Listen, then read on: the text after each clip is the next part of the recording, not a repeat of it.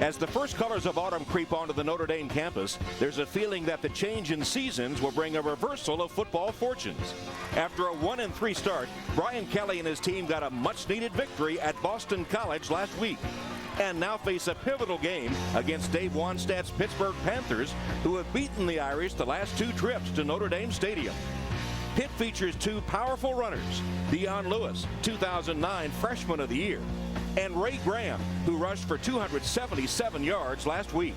But they'll have to contend with one of college football's top tacklers, Irish linebacker Manti Te'o. A win today could point the way to a successful season for the Irish or the Panthers.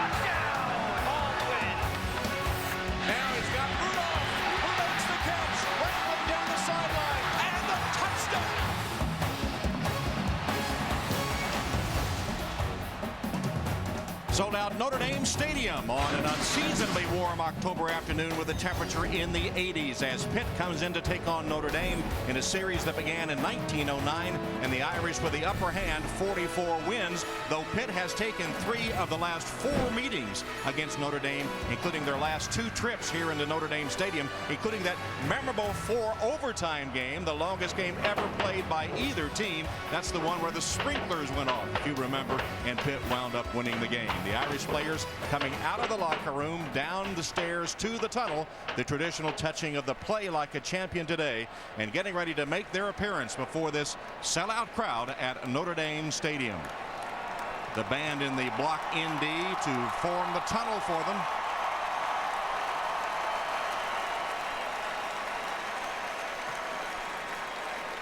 The specialists coming out early, and the team gathering to make its appearance as the Leprechaun leads the flag parade. And still waiting for this always dramatic moment for all the players to file down the steps and get into position to come out that tunnel, and some of the Pitt players starting to filter in there as well. You see the white jerseys, and now here come the Irish.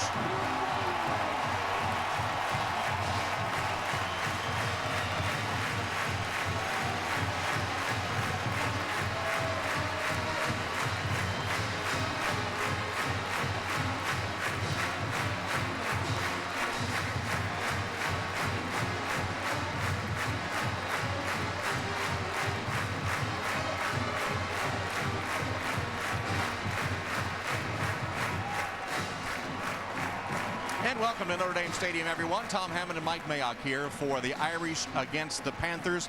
Pitt comes in with a record of 2-2, both losses to ranked teams. Notre Dame is 2-3, all 3 of their losses to ranked teams. This shapes up as a really important game for both teams. And Pitt comes in sort of a throwback team. They like powerful running game with 2 excellent tailbacks. Yeah, and throwback is a great way to describe their head coach, Dave Wannstedt. He is a downhill, bloody your nose, I formation team, and he's got 2 tailbacks that are very similar that can dot the I. Dion Lewis was so dominant a year ago as a freshman, 1,799 yards. Rookie of the Year, also Offensive Player of the Year. However, he started off slowly. Hurt his shoulder against Miami. Enter Ray Graham. All he did was carry the football against FIU 29 times for 277 yards. And Tom, it really doesn't matter which guy's in the game. They're similar styles, 5'9", 200. They can make you miss. I think Wannstedt's just going to ride the hot hand. The Panthers making their appearance to a chorus of boos here at Notre Dame Stadium. So we talked about that powerful running game. It makes sense that the #1 object for Notre Dame is to stop the run, and it begins up front with Ian Williams. Yeah, especially in that 3-4 front. You've got to have a nose tackle that can push the pocket a little bit, but more importantly, 2-gap and keep those offensive linemen off your linebackers. Now remember, Manti Te'o has 64 tackles, #2 in the FBS. Carlo Calabrese, the other inside linebacker, tremendous on run fits. Watch some of the collisions with him and 265-pound fullback Henry Hynoski. Well, as the players and coaches made their run out, you may have noticed the pink paraphernalia that they are wearing. And for more on that story, let's go down to the sideline and Alex Flanagan. Thank you, Tom. A lot of people accessorizing with pink today in recognition of October being Breast Cancer Awareness Month.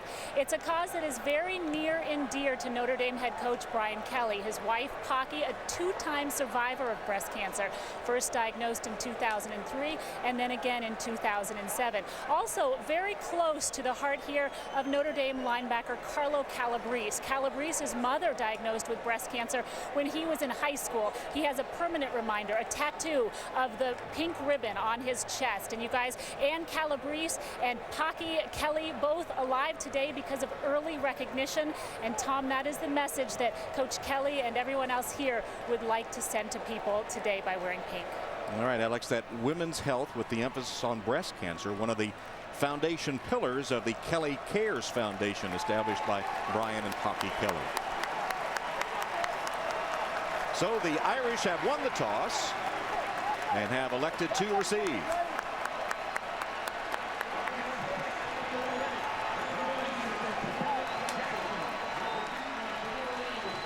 And Kevin Harper will tee it up and kick it off for the Panthers.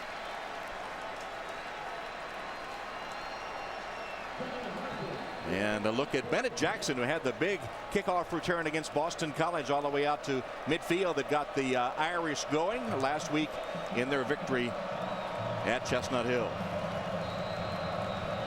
And there's Kevin Harper, the kickoff man. 6 touchbacks and 22 kicks. He'll try to put it in the end zone here on an 82-degree afternoon at Notre Dame. And that's sort of a squib kick, takes a bounce, and is picked up on the fly by Jackson. And Jackson can't get away this time. Grabbed around the leg, stopped at about the 25-yard line, just across the 25, where Notre Dame will take over. Andrew Tagliletti was the first to hit him on the special teams of the Panthers. Here are Adidas starting lineups for the Notre Dame offense.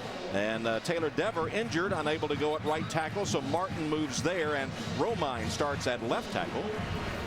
And Riddick, the leading receiver, and Armando Allen, of course, is a run and receiving threat for the Irish.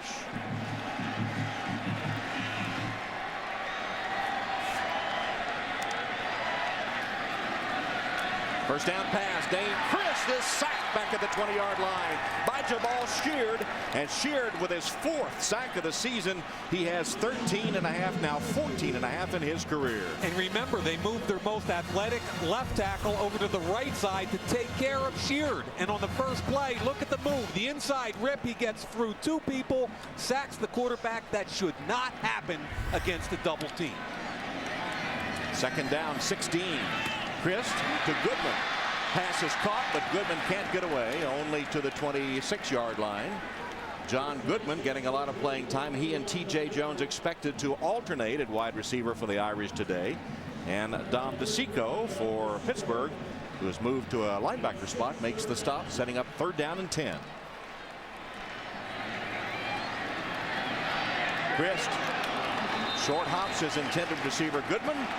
It'll bring up a punting situation on the first possession for the Irish as Brian Kelly shaking his head and will greet his quarterback as he comes to the sideline. That's become a familiar scene that we have noticed throughout the season as Kelly coaching up his quarterback, not always in the nicest of terms. Here's Ben Turk to punt it for the Irish. Sadler is deep for the Panthers.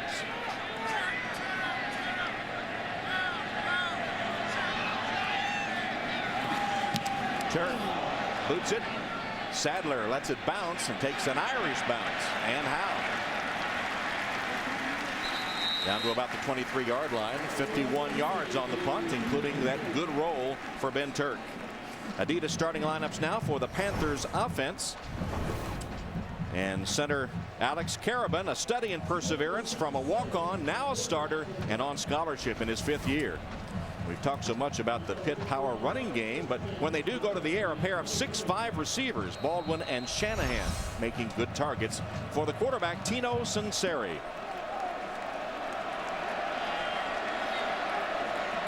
Come out and spread, first down, no fullback. And Sunseri puts it in the air on first down and completes the pass. So we've talked so much about Pittsburgh and their running game, and they go to Mike Shanahan on first down through the air. And look at Sunseri and his numbers on the season, hitting 63% of his passes, 689 yards, 4 touchdowns, and 2 picked off. Very talented kid who I think just started to come on in the second half of their last game against FIU, hitting 13 of his last 14 passes and by far his best performance. 6'2", 210, a sophomore from Pittsburgh. Hand off to the tailback, Dion Lewis. And Lewis spun to the turf after he picks up a first down, just short of the 40-yard line of the Panthers. The initial first down of the game belongs to Dion Lewis, who last season was National Freshman of the Year after gaining nearly 1,800 yards. And we talked about, Tom, that big fullback. There he is, Hynoski, 265 pounds. There's the collision at the point of attack. Great cut by Dion Lewis, who, remember, huge year last year, started slowly this year. Wannstedt said it had a little bit of the Shady McCoy disease as a sophomore, looking to hit everything big instead of taking what's there. Sunseri's pass is complete to Hynoski, and the fullback, who is a good target in the passing game, takes it for a short gain across the 40-yard line, where he's hit by Darren Walls. Here's the Notre Dame Adidas starting lineups for the defense, with Ian Williams on the nose. Should be critical to stopping the running attack, as will be Manti Te'o, who has 64 tackles, which is tied for second in the FBS. And back to normal in the secondary. Walls had not started due to injury. He's back in there today.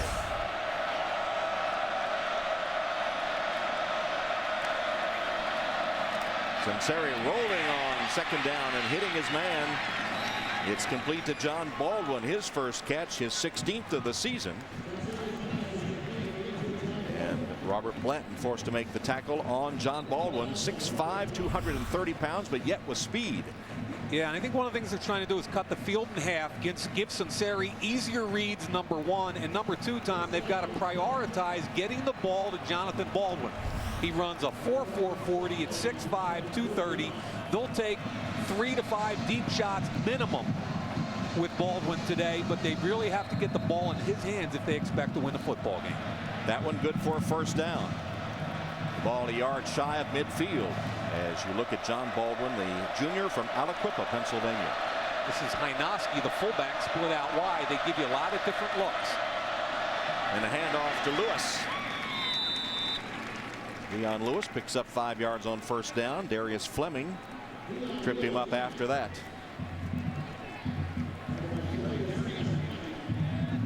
So Dion Lewis, the Big East Offensive Player of the Year and Freshman of the Year last season, were off to a little bit of a bad start.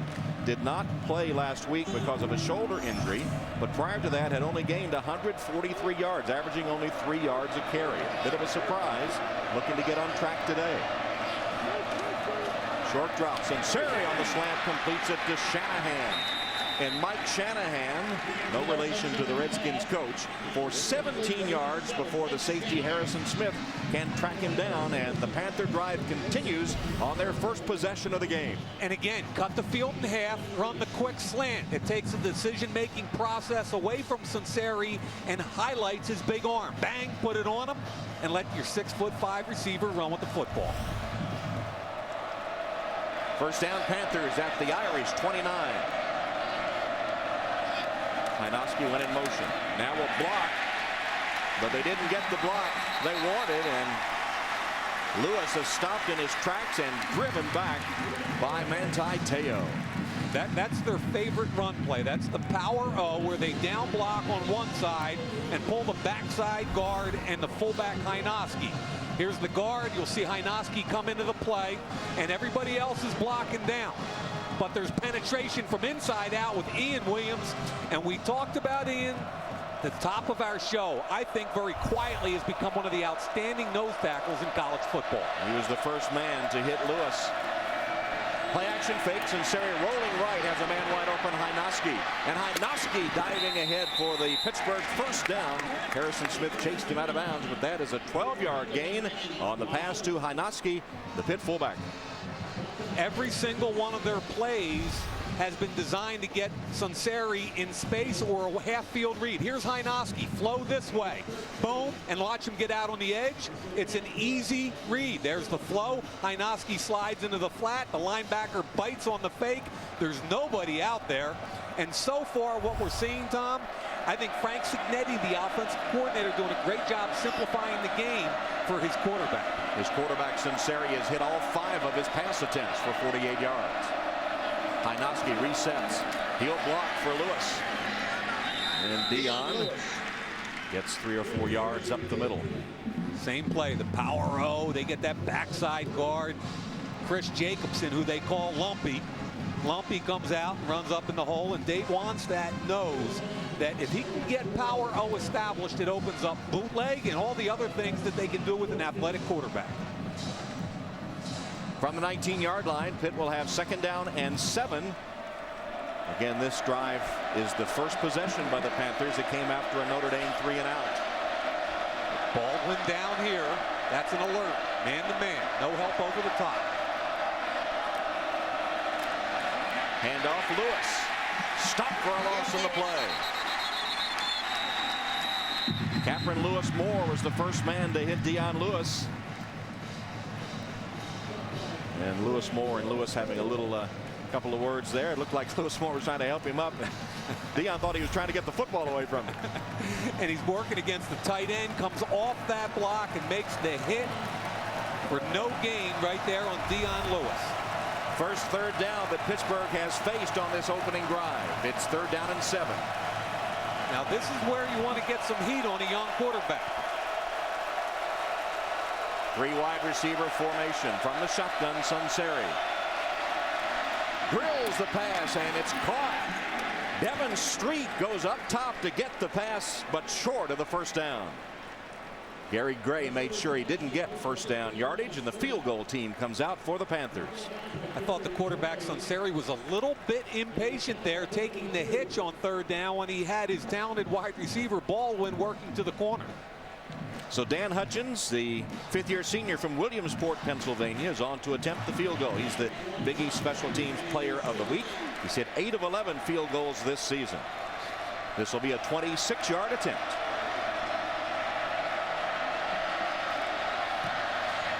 And the field goal by Hutchins is up and through. So Pittsburgh, in its first possession of the game, drives down the field to get the go-ahead field goal. 3-0 Panthers. The tastiest thing on campus is right here on South Quad. Notre Dame football brought to you by ADT Security Services, always there. By the new 2011 Lincoln MKX with My Lincoln Touch. By Liberty Mutual Insurance. Responsibility, what's your policy? And by Adidas. Well, for over half a century, the Notre Dame Knights of Columbus Council have been grilling steaks and making steak sandwiches. Over the years, they've raised about $1 million for various charities, expecting about 3,000 fans to go by and get a steak sandwich today. One of the great traditions of Notre Dame home football games. And today's aerial coverage is brought to you by Goodyear. Goodyear Fuel Max tires. Kevin Harper will kick it off for the Panthers after kicking the go-ahead field goal, with Bennett Jackson and Theo Riddick deep for the Irish. I really think this Jackson kid, the freshman, brings a little bit of a different dynamic both to their kickoff and kickoff return units. Hutchins kick a little short, taken by Jackson. And Jackson, the freshman, Brian Kelly saying he doesn't really know what he doesn't know, and so therefore he's pretty good. Pittsburgh gets a go-ahead field goal. They lead it 3-0 over the Irish.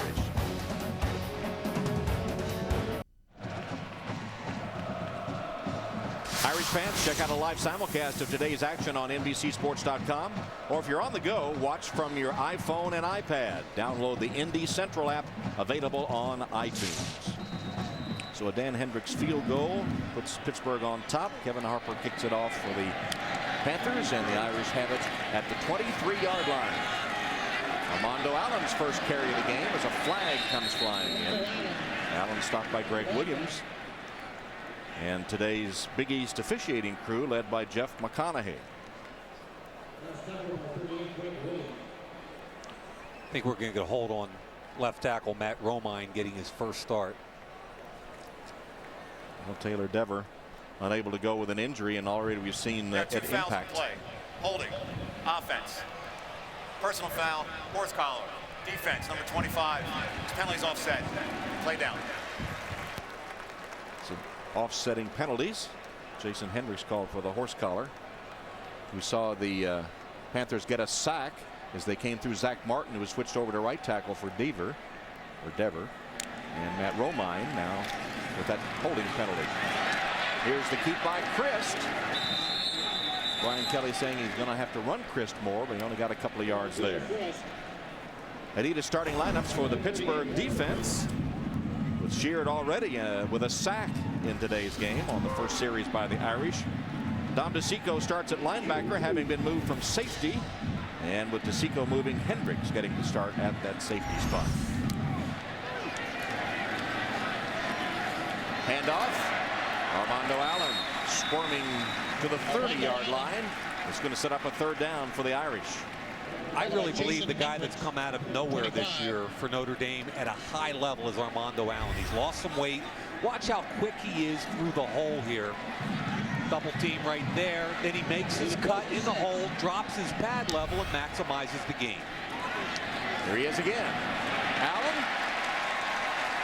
Gang tackled after picking up the first down and still moving the pile almost to the 40-yard line. Sheard, DeSico, and others, but a gain of 8 and a first down, the initial first down of the game for the Irish. And it didn't look like an 8-yard gain, did it? I mean, he's got more lower leg power than you would think for a 198, 200-pound running back, and he's played at a really high level, run and pass. Came into the game with an average of nearly 5 yards a carry and 14 receptions as well. Michael Floyd, the intended receiver there. They've got a lot of weapons on offense, and this is a guy they're really hoping to get the football to, and that's man coverage. I mean, you got to win in that battle, but Ricky Gary did a good job undercutting the route, and it wasn't there. 2nd and 10, our first down line brought to you by Xerox.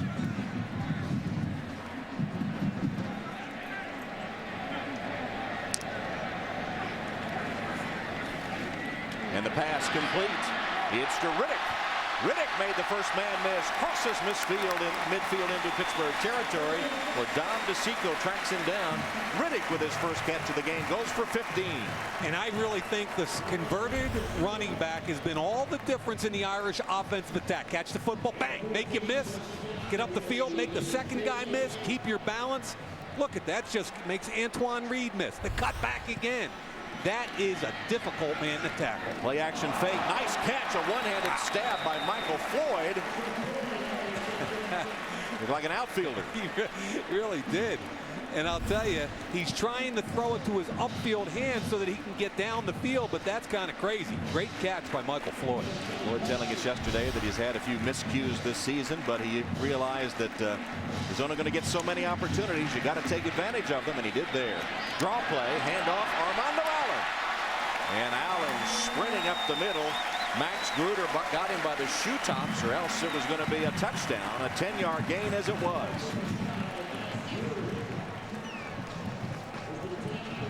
Kyle Rudolph, they're moving quickly on the field. In the hurry up, here is Rudolph with his first catch. He's inside the Pittsburgh 25-yard line. That's a 9-yard gain, as the Irish have picked up the tempo of the game on this possession, more so than they did on their first possession. Robert Hughes in at running back now, replacing Allen. Give it to Hughes, and the big fellow lowers his head, pounds to the 20-yard line. First down, Notre Dame. Phil Bennett, the defensive coordinator for Pitt, told me that a year ago at Cincinnati, they were getting every play off in about 15 to 18 seconds. And Tom, you just called it. They're getting rid of it quickly right now. 4 wides to the left of the formation. Underneath to Rudolph with a flag down, and Rudolph short of the 10-yard line. I think Justin Hargrove jumped off sides. The hard count by Christ.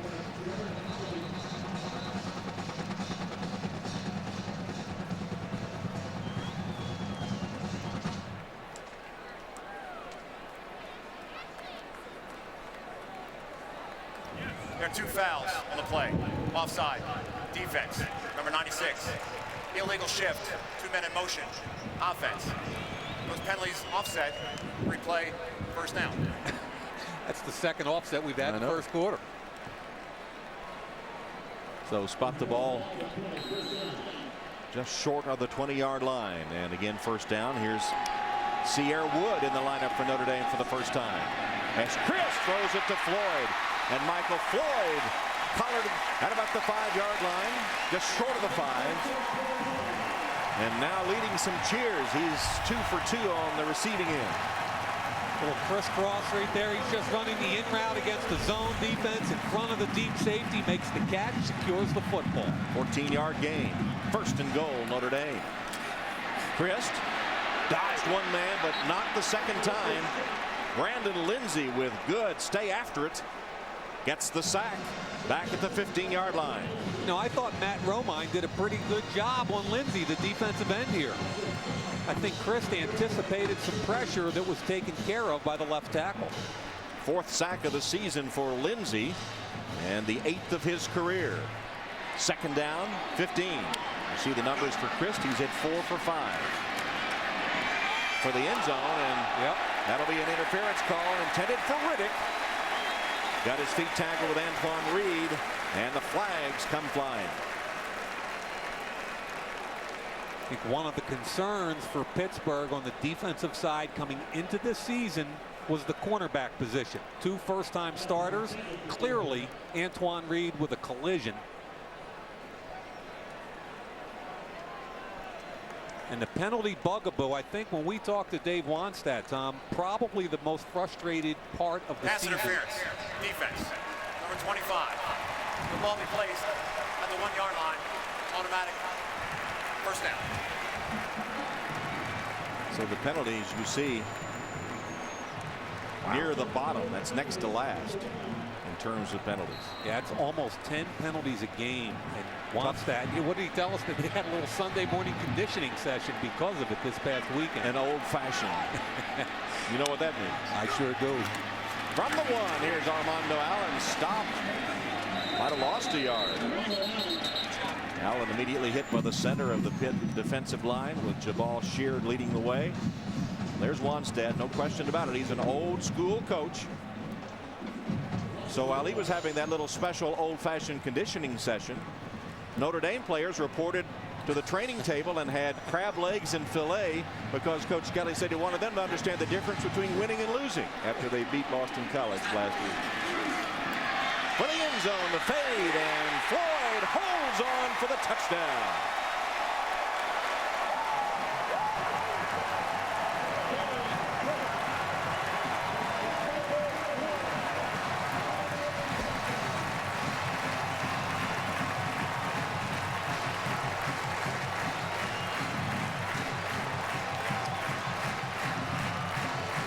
Michael Floyd was key on that drive. And now he and Tom Gatewood are tied for 5th place. All-time Notre Dame touchdown receptions with 19. Here's David Ruffer for the extra point. Up and good. Well, the Irish upping the tempo looked much better on their second possession after a 3-and-out on their first. They take their first lead on the touchdown pass. Christ to Floyd.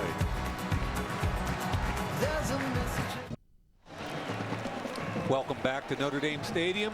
Notre Dame up 7-3, and there's a reason you throw it to your big physical wide receiver, 6'3", 227 against a 5'9" corner. Look at all the hand fighting, the infighting, the physicality. That's a borderline offensive pass interference, but give Michael Floyd a ton of credit. He did what he had to do to make the catch, and that's just good old-fashioned one-on-one, my guy beat your guy.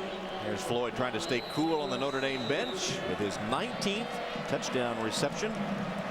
And Dane Christ completing his last 5 passes on that touchdown drive. Nick Tosh has it teed up. He's inherited the kickoff duties now for the Irish, as Ruffer remains the place kicker, but Tosh will kick off. And here is his boot. Sadler, the deep man for the Panthers. And Cameron Sadler Ridden down short of the 25-yard line by Zeke Mata on special teams for the Irish. Tino Sunseri will be back on the field when we return after Michael Floyd catches his 19th Irish touchdown pass.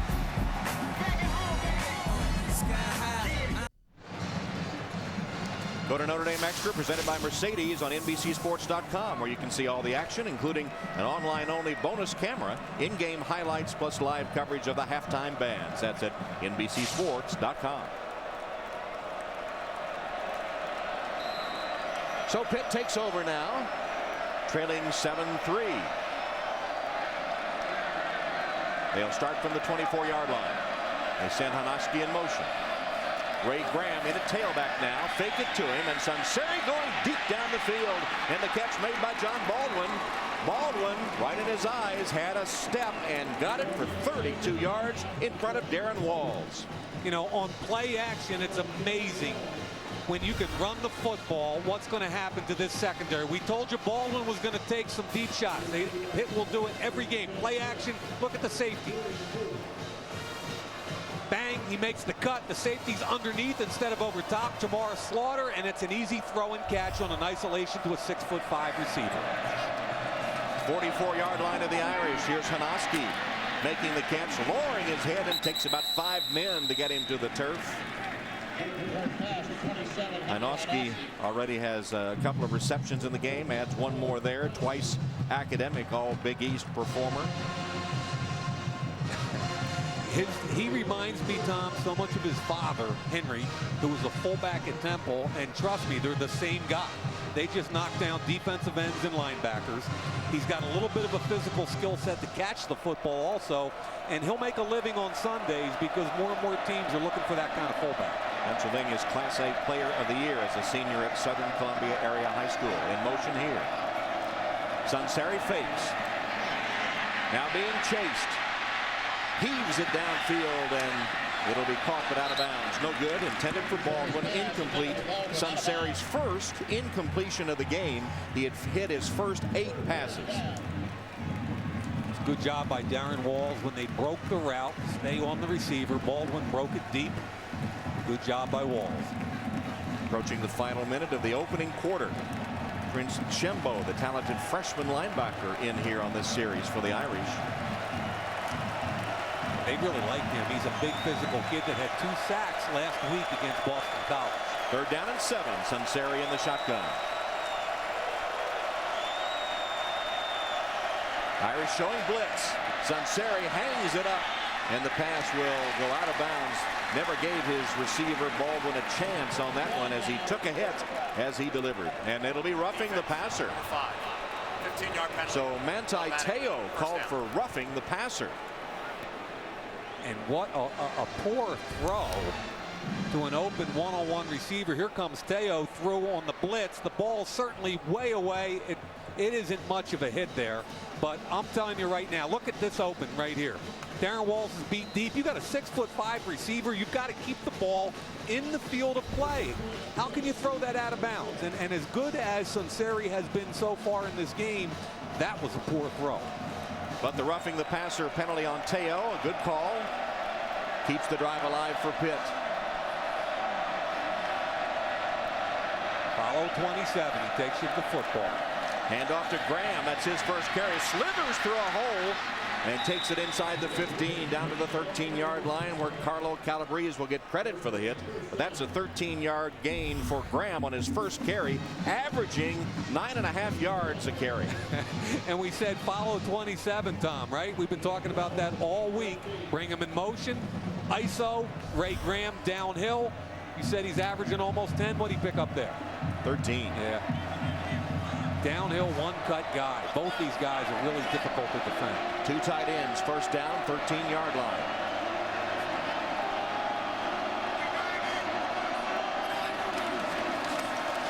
Graham hit in the backfield, but got away. And now picks up a blocker or two, including Sunseri, who makes a block as Graham dances to the 10-yard line. Harrison Smith finally grabbed him. Tough to bring down Ray Graham. He's a sophomore from Elizabeth, New Jersey. Last year gained 349 yards and had a touchdown, but as we said, He's been the rushing star after 277 yards last week and averaging 9.5 a carry. And that will be the final play of the opening quarter at Notre Dame Stadium. It's Notre Dame 7, Pitt 3. Back to Notre Dame Stadium after these messages from your local station.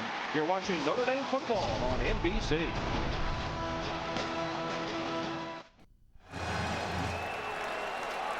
Start the second quarter with Notre Dame leading Pitt 7-3. Second down and 7 for the Panthers from the 10-yard line of the Irish. Sunseri fakes the handoff, throws for the end zone over the head of his intended receiver, Mike Shanahan. Kind of interesting, Tom. What Notre Dame did was take Baldwin right out of the football game. They double teamed him by alignment, which forced the throw to Shanahan, which was single coverage. And a real good job by Notre Dame defensively, both in concept. Here's the double team. So Shanahan will come in behind, and a great job by the corner staying right there. If you're Sunseri, you got to put it on the front side. He's 6'5". Put it on the front side and let him act like a basketball player and keep Blanton off of it. Third down and 7. Empty backfield for the Panthers. Sunseri from the shotgun. Pumps once, fires for the end zone off target. His receiver had fallen down. That was Shanahan. And so it brings up another fourth down field goal attempt by the Panthers. Opening series of the game, they marched down the field but had to settle for 3. Once again, the Notre Dame defense holds them to a field goal attempt here. Here's Shanahan, who he wanted, and as he makes his cut, he falls down. And that's certainly not Sunseri's fault. I thought he could have made a play on the previous throw, however, in the back of the end zone to Shanahan. Dan Hutchins will attempt a 27-yard field goal. Hutchins puts it up, and it's no good. Just wide right. Hutchins misses from 27 yards. So Wannstedt and the Panthers drive down the field, but come up empty, trailing 7-3.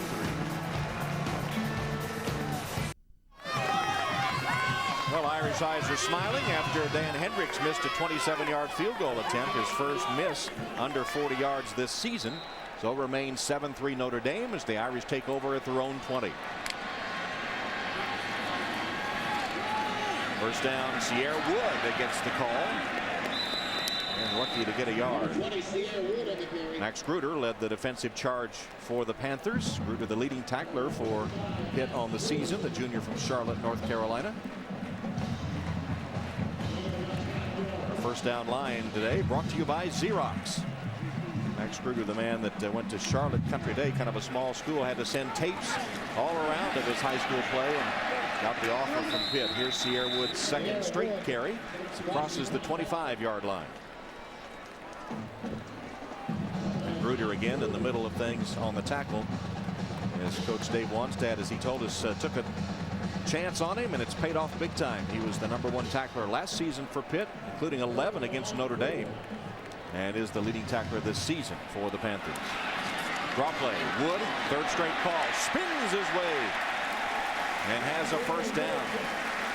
Sierra Wood getting 3 straight handoffs, that one on the draw play, and it succeeds for an Irish first down, 7-yard gain. And Brian Kelly has been emphatic that he believes in this talented young sophomore. Taking some heat for putting the ball on the ground and poor pass protection, but a good cut right there. Here's Rudolph. And Big Kyle's to the 45-yard line before his forward momentum is stopped. Greg Williams grabbed on and held on for all he was worth after a 12-yard gain. Another Irish first down. I give Kyle Rudolph a ton of credit this year. He pulled a hamstring in the summer. I don't think he's been 100% this entire year. He continues to catch the football, though. Dane Crist, plenty of time, hits Floyd. Floyd wrapped up at the 50-yard line. Then he turned right back into Greg Williams, who had fallen down. Dane Crist engineered a touchdown drive earlier and celebrating his 21st birthday today. His mom, before every game, texts his center, Braxton Cave, and says, take good care of my son, and especially today on his birthday. Handoff, Allen, Armando Allen.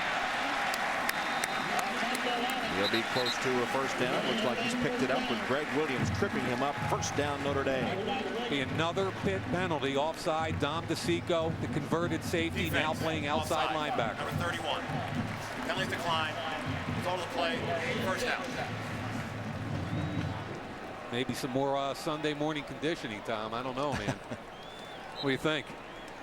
And Dane Christ on his 21st birthday, looking for a big afternoon. Fakes the handoff and finds Riddick. Theo to the 40-yard line as we check in with Alex Flanagan. Alex? Well, Tom, Karen Christ also texted Braxton Cave today to give her son a big kiss for his 21st birthday. He said he didn't mind. He'd do that for her. But, you know, Dane is very celebrating the big 21 today, and not sure what they're going to do afterwards, but they'll do something special. I know what they're going to do. Delayed handoff to Armando Allen. Tried to rip the ball free, but it was down. Yes. What do all 21-year-olds do, huh? You go out and have a cold one, don't you? I don't know. Clemmings, defensive end. They've got a couple young guys in that defensive line right now. Clemmings, true freshman. Aaron Donald. Christ rifles it complete. Riddick nearly got away. Takes it inside the 30-yard line with Jared Holly holding on to his ankle. 11-yard gain, and Christ continues to injure the Panthers with that passing game. He's been a precision surgeon so far in this first half. Quick toss, barely got it to Allen. It's a good thing that Brandon Lindsey didn't pick this off. The good news for Notre Dame is that because of Lindsey, the angle he took him out of the play. Nearly they lose had it. contain, but he nearly had it. Correct. And again, Notre Dame continues at that hurry-up pace, which was successful for them on their second touchdown drive, their second drive, which was a touchdown drive. Sierra Wood, he stopped right at the first down line. See where they mark him down. Looks like it's going to be at the 20, which would be just short of the first down. Dane Christ now 11 for 13, and one of my pet peeves has been his completion percentage has been at 58% this year. In the spread offense, it should be higher, and we're seeing some efficiency today. Started 1 of 3. He's hit 10 in a row as he hands off to Wood for the first down.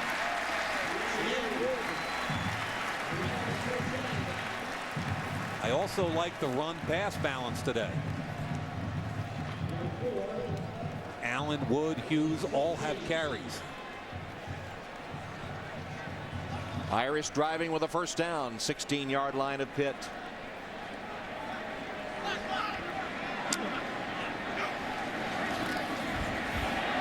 Christ winds up and finds a wide open receiver. It's Mike Ragone, the tight end, with his first reception of the season, and it's good for an Irish first down, an 11-yard gain, and Dane Christ has now hit 11 in a row.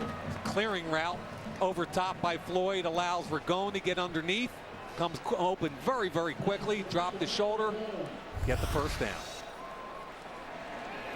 Irish first and goal at the 9-yard line, trying to add to a 7-3 lead here in the second quarter. Amazing thing, Tom, what a missed short field goal can do to the psyche of a team. Here's Notre Dame gets the football on a long drive. Wood looking for a block and really couldn't find one. Stopped after a short gain on the play by Buddy Jackson in the defense of the Panthers. So no gain on the play. Second down and goal. A little bit slower getting to the line of scrimmage at this point.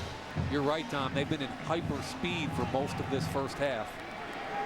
Second and goal from the 5.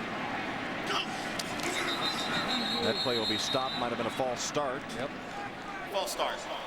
Offense. Number 70. 5-yard penalty. Second down. Zach Martin, false start.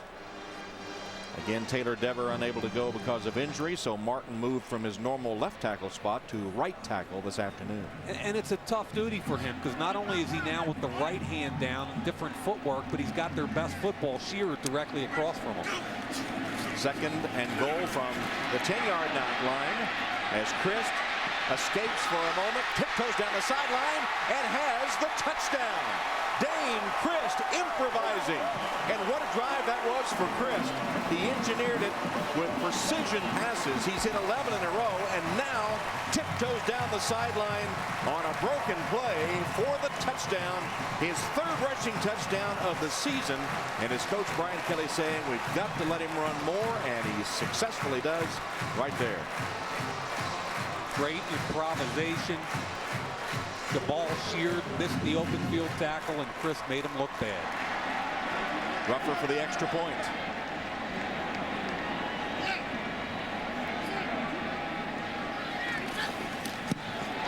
And he boots it through. So the Irish, after the missed Pitt field goal, driving down the field.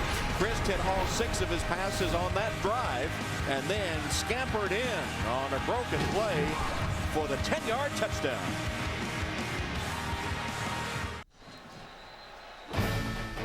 Notre Dame football is brought to you by Budweiser, who thanks you for being a designated driver. By Verizon, the signal is yours. Verizon, rule the air. By Valvoline, guarantee your engine up to 300,000 miles. And by ING. Beautiful aerial view of the Notre Dame campus, the Golden Dome of the administration building, the Basilica, and our aerial coverage provided by Goodyear. Goodyear Fuel Max tires help you get there on less gas. And before the game, when the blimp arrived, it was giving Alex a pop on Twitter. You can follow Alex all game long on Twitter at ND Sideline. That's pretty cool. Yeah. I mean, you got to be pretty large in this industry to get your own blimp pop. Nice job. Nick Tausch ready to kick it off after Notre Dame's longest touchdown drive of the season. 15 plays, 80 yards, 6:23.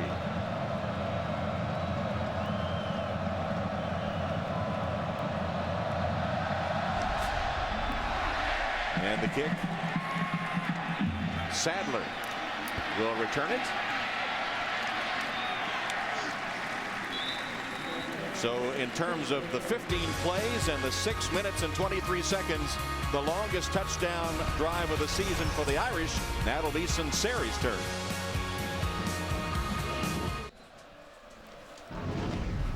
Time now for our Liberty Mutual Insurance Legends of the Game.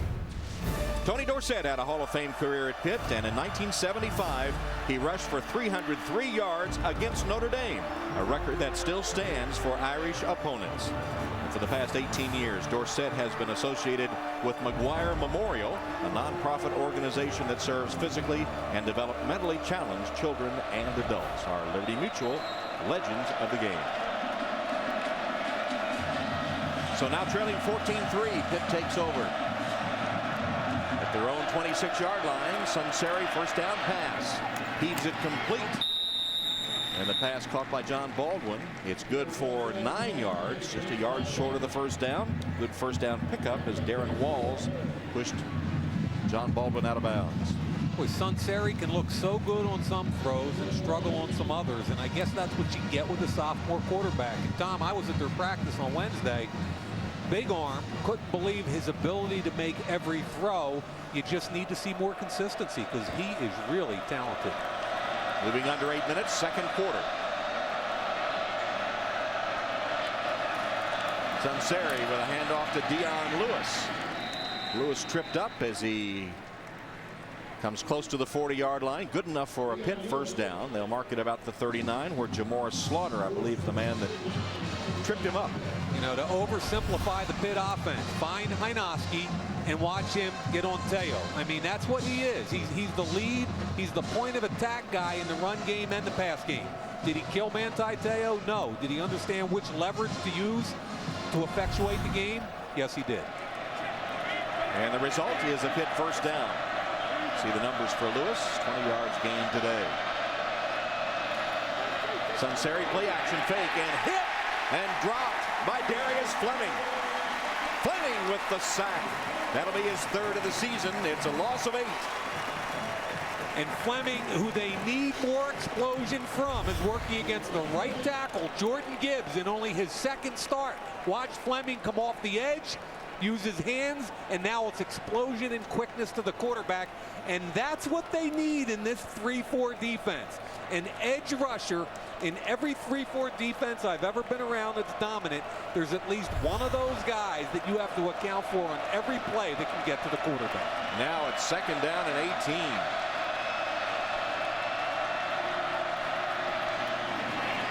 Lewis out of the backfield. Made a couple of guys miss before he's knocked out by Carlo Calabrese, sliding down after a gain of 12. Now you play in this Pitt offense, you have to block as a wide receiver, and 6'5" Shanahan on walls is the key block here. Take inside leverage, make sure he goes around you. There's the cut inside. Good job by Shanahan. 3rd down and 7 upcoming for the Panthers. They need a drive, trailing 14-3.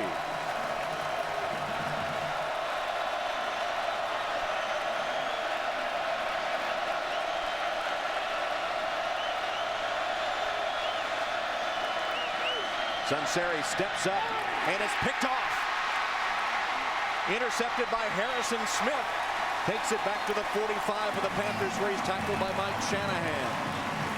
And I'm not going to get on Sunseri here. This is the 2nd time that Shanahan fell making a cut. And I was on the surface yesterday and today. This grass is in great shape. I don't know what his cleats are, but clearly, watch him cut in here.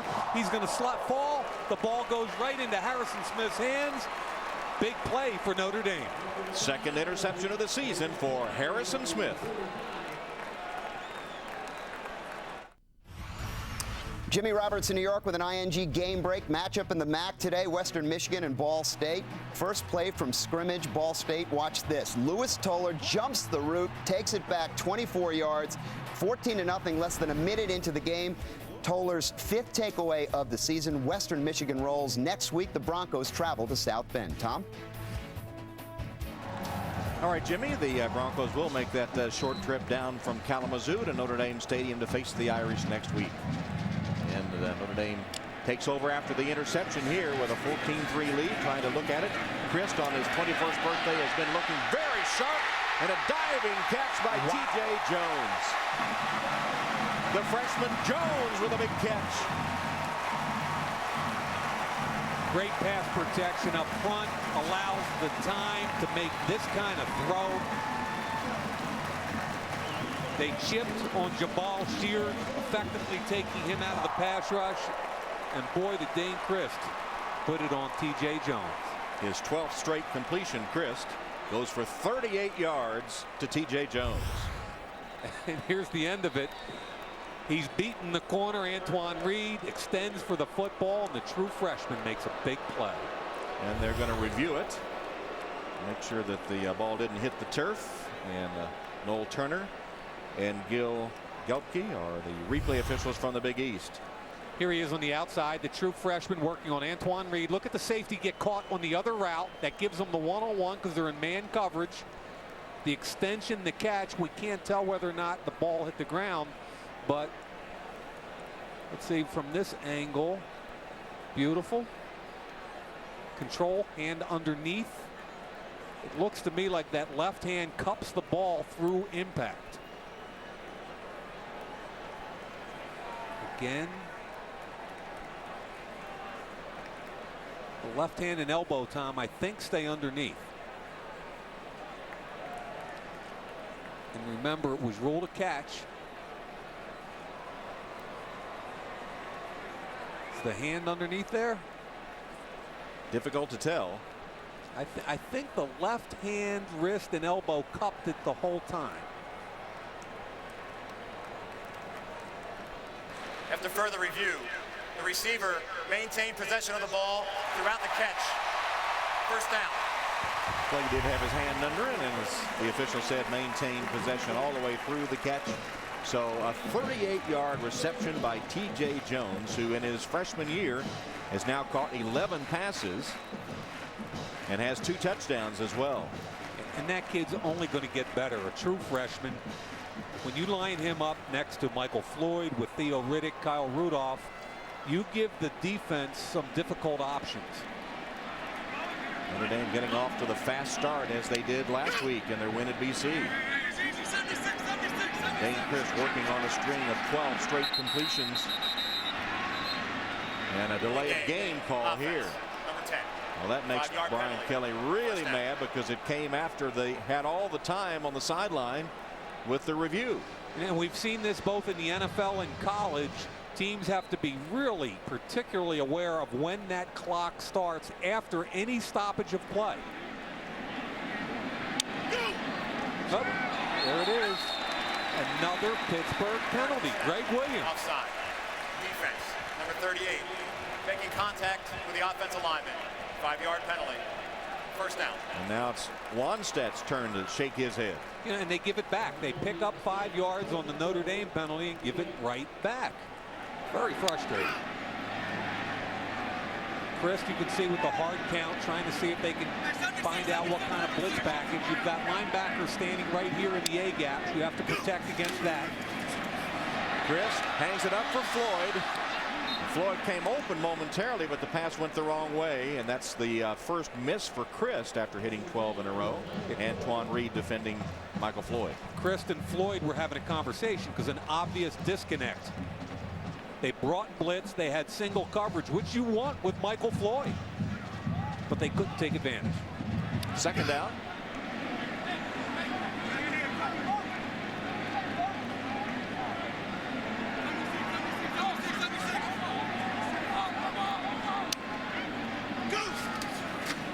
Crist pumps for Floyd, is wide open, and the pass. Are you kidding me? One-handed catch, but I think he was out of bounds. Yep. Floyd had a one-handed stab earlier in the game, that one too. And Crist a little off because Floyd was open. And Antoine Reed, I believe, slipped on the coverage, but left him wide open right here. Looks like the right knee just out of bounds, the first thing to hit. Terrific catch by Michael Floyd. Wow, that's the second acrobat. Oh, look at actually the right foot hit first, not the right knee. Prior play was under review. And that is worth a review. So the question will be, did he have control, albeit in the one hand, while that right foot dragged first?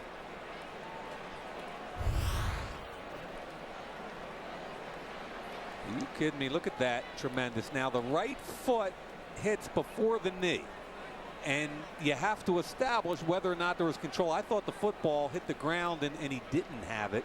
This angle might tell us.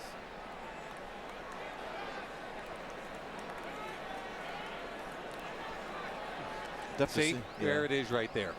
Good call by the refs. The ball came loose. That will not be a touchdown. And that was the ruling on the field. And the angle before that is the one where you can see clearly the ball pop off the ground. And again, great effort by Floyd. The one hand. You've got to work with the one hand. You've got to stay in bounds. You've got to secure it all the way through the ground. And as it hits the ground, it bounces. There it is, away from his body. Clearly not a catch. Still, you have to admire the ability of Michael Floyd to shag it with one hand.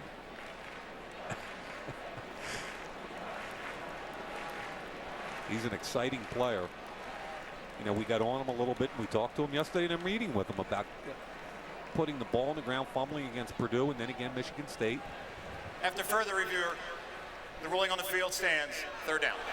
But Tom, I have to tell you, I thought he handled it very maturely in our room yesterday when we questioned him about putting the ball on the ground. He said it was all me. I got lazy with ball security, and it's on me. And I really like to hear that. What he said, just lazy, lack of focus. And it'll never happen again, he also said. Empty formation, looks like a four-man rush. Crist steps up, lost the football, got back on it. Back at the 15-yard line. So fourth down now, 4th and goal for the Irish. Jabal Sheard, remember the first play of the game, he had a sack. He's by far their best lineman. The twist move, and then look at the right hand, strip the football away.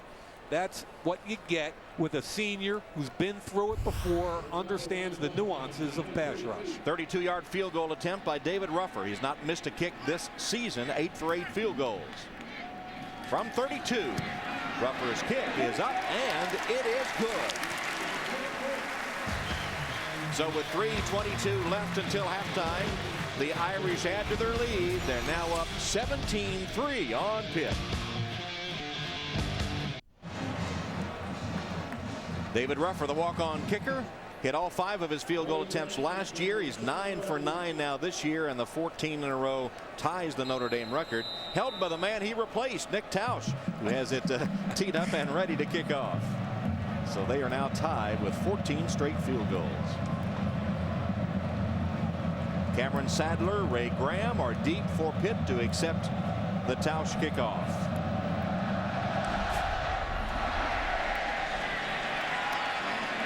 Sadler in the end zone. Gets behind a wedge of blockers. Nice cut back to the 25-yard line. And timeout, a look at the Valvoline guaranteed play. Last November against Notre Dame, Dion Lewis broke a 50-yard touchdown run in the 4th quarter, which gave Pitt a commanding 27-9 lead en route to a Panthers victory. Plays like this aren't guaranteed, but Valvoline can guarantee your engine up to 300,000 miles.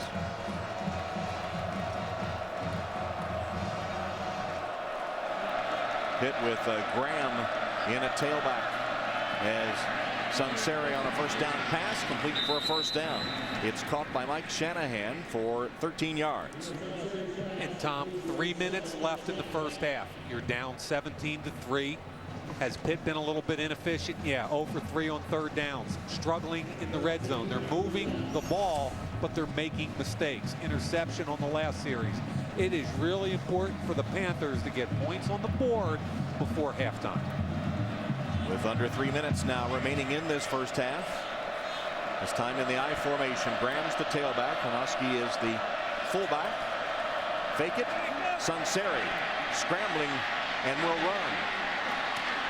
Hit hard as he comes to the 45-yard line by Harrison Smith and Brian Smith.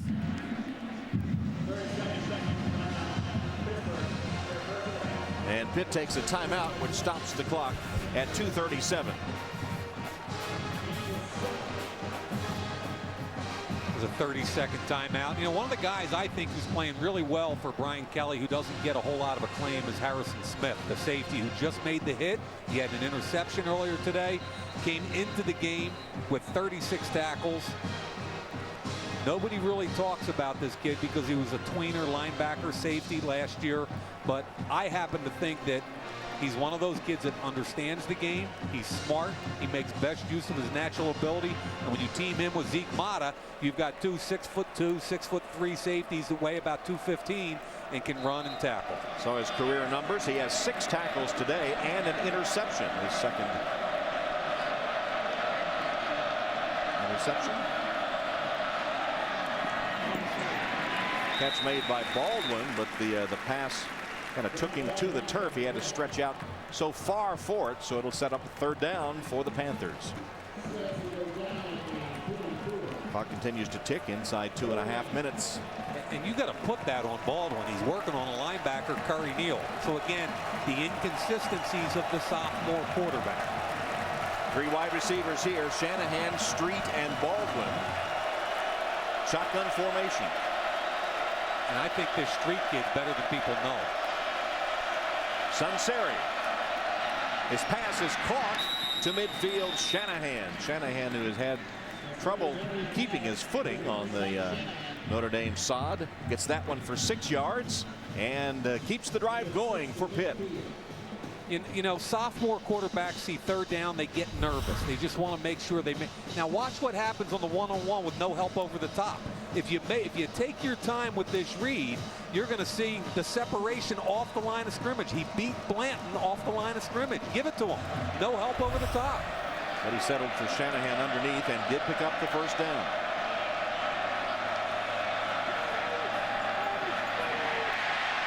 Winds up and heaves to the end zone. And incomplete, intended for Baldwin, who is streaking downfield. Gary Gray defending on Baldwin. And coming up at intermission, the Discover Halftime Report. Jimmy Roberts in our New York studio, joined by Peter King and Mike Florio, addressing Brett Favre's off-field troubles. Randy Moss and Kevin Kolb situations. They'll preview the game tomorrow night in San Francisco between the Eagles and 49ers. Of course, all the scores and highlights from the top 25 in college football this afternoon. And Tom, when you get up like this, 17-3, Dion Lewis and Ray Graham almost get taken out of the football game. 8 combined carries. Second down and 10. Wheel to Graham. Into Irish territory, but it'll be 3rd and long for the Panthers. Like what Ethan Johnson did with an ankle tackle there on a very dangerous back. Pitt takes its second timeout. They'll have one left with 1:12 on the clock. Back in a moment. Beautiful blue skies above Notre Dame Stadium today on an 80-degree afternoon in Indiana. Closing minute of the first half. Notre Dame leading Pitt 17-3. 3rd and long for the Panthers. Sunseri's pass on target and caught for a first down by Devin Street. The redshirt freshman from Bethlehem, Pennsylvania. 16-yard gain and a Pitt first down. Street, who I think is very talented, beat Blanton on a real good route. Inside receiver, here's Blanton. Man coverage. Presses hard up the field and breaks away from him. That's just classic outbreak and a real good throw by Sunseri. From the 32, Sunseri again finds a man. This time it's Baldwin.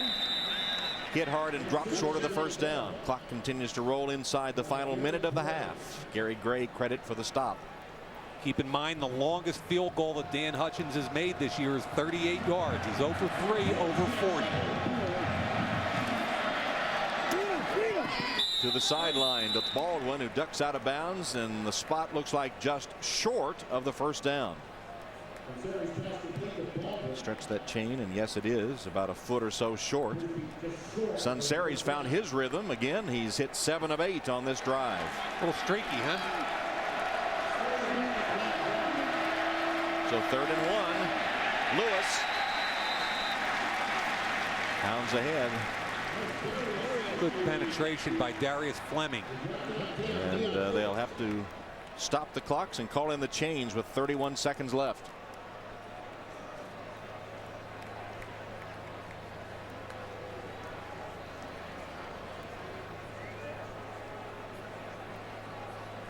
So if they kick the field goal from here, it would be approximately a 39-yard field goal within his range. And it is a first down. First down, Pitt. 31 seconds left. 1 timeout remaining.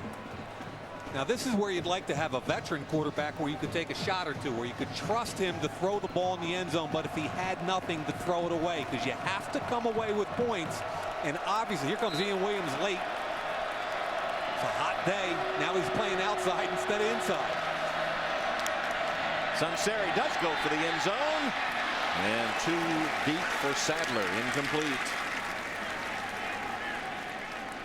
And I have no problem with that call. I like seeing the deep shot there, and Sattler is a quicker than fast guy who can make plays. Manti Te'o was back in pass coverage, the Notre Dame linebacker. It'll be 2nd down and 10 with 21 seconds. And that's a pretty good matchup if you're Pitt. You've got Sattler, who probably runs 4.5 on the 250-pound linebacker Te'o, but they can't convert. From the 22 on 2nd down. Sunseri backpedaling. Completes it. Lewis. Dion Lewis able to get out of bounds to stop the clock. Manti Te'o wrestles him out of bounds. Stops the clock with 12 seconds showing. They bring a blitz. Fleming comes. Here's Calabrese. Here's Fleming. They're blitzing 2 linebackers. I actually think good job by Sunseri here. Look at Calabrese jump off his back foot. Gets the check down. Dion Lewis alertly gets the football out of bounds. Pitt had not converted a 3rd down until this drive, and they're now 3 for 3 on this drive and facing one here. You might as well take another shot at the end zone right here. There it goes. To the end zone, but too far into the seats John Baldwin, the intended receiver.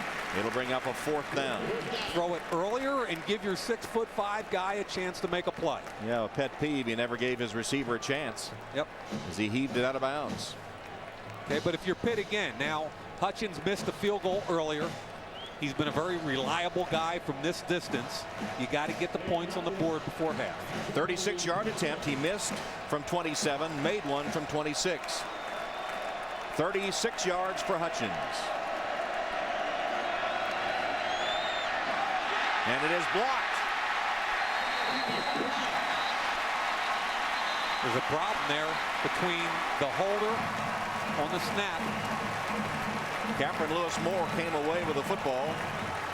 See what happens here. Kicker Hutchins never got to it. Here comes the snap. Bang, it's up high. He drops the ball. The holder there. That's exactly what happened right there, Andrew Giannacco. And Tom, 2 easy, quote, easy field goals where they've been 8 for 8 this year. They go 0 for 2 in the first half. So instead of 17-9, it's 17-3, and all the momentum with the Irish. Special team miscues as Chris takes a knee to win the first half. So the kick was not blocked. It really never got to Hutchins. And for the second time, they failed to convert on what would seem to be a makeable field goal. And Wannstedt and crew leave trailing 17-3 after this first half at Notre Dame Stadium. Let's go down to Alex. Coach, you seemingly have a lot of momentum going into the half. How close are you to clicking on all cylinders right now? Well, I think we left some points on the board on that last drive. We had a great catch and we weren't able to get it in the end zone. I think if we put 7 on there, then I think that's probably our best half that we've had. So doing a pretty good job protecting up front, and our pace, I think, is really helping a lot. You know your former Big East foe, Dave Wannstedt, so well from your years in Cincinnati. What do you expect from him out of the second half, down 14 points? Well, they're going to keep doing what they do. They don't change their formula. They're going to run the ball and take shots with Baldwin. And then defensively, we saw a little bit more pressure just before the half. So we'll have to really get with the guys at halftime and expect a little bit more pressure. Thanks, Coach. All right, so at halftime, Notre Dame leading Pitt 17-3, and now stay tuned for the Discover halftime report. Don't forget the halftime performances of the Pittsburgh and Notre Dame bands can be seen at NBCSports.com. But now let's go to Jimmy Roberts in our New York studio. Halftime in Notre Dame with the Irish leading the Pitt Panthers 17-3, and after a 3-and-out on the first possession, Notre Dame did very little wrong the rest of that first half. Time now for Doing the Right Thing, which is presented by Northwestern Mutual, and on his 21st birthday, Dane Christ having quite a day. Yeah, how about 13 for 17 for 135 yards. It's Riddick who does the rest. Good decision, one-on-one on the goal line to Michael Floyd for a touchdown. And then the big play, I think, of the first half, gets away from Jabal Sheard, drops his shoulder underneath the potential sack, takes it in, uses legs, scores a touchdown. 17-3 Notre Dame, and that's doing the right thing by Northwestern Mutual. And throughout this season, we continue to look at many of the unique things in which Notre Dame students and professors are engaged off the field. And today, a Notre Dame law professor's work takes him to a small village in Paraguay.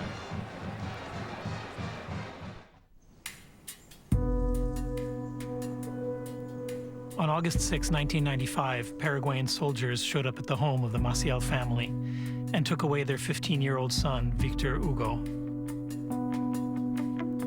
2 months later, military officials brought his dead body back home.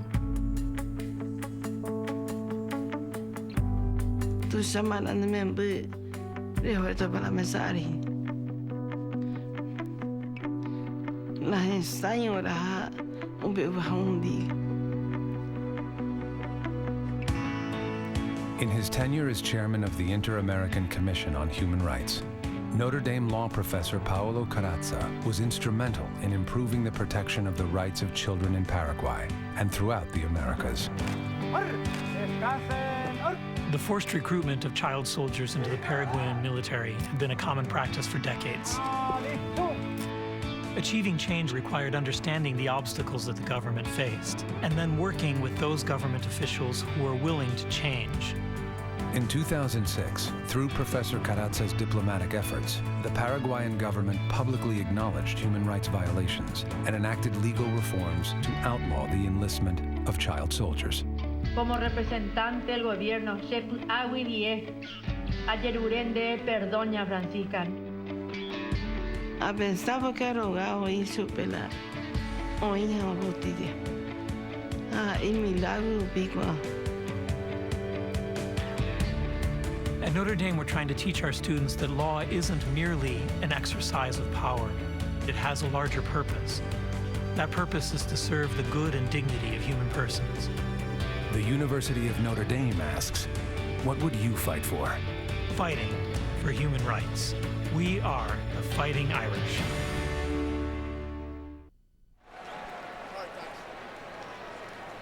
And welcome back to Notre Dame Stadium. It's amazing the depth of the work being done by the University of Notre Dame students and faculty. And we always enjoy each week getting a look at some of the wonderful world impact things they're doing. You see the colors starting to creep into the trees that surround Notre Dame Stadium, and it's been a good afternoon, not only for the weather, but for the Irish, who lead Pitt 17-3 as we head to the second half. Nick Tosh will kick it off. That's Sadler, the receiver.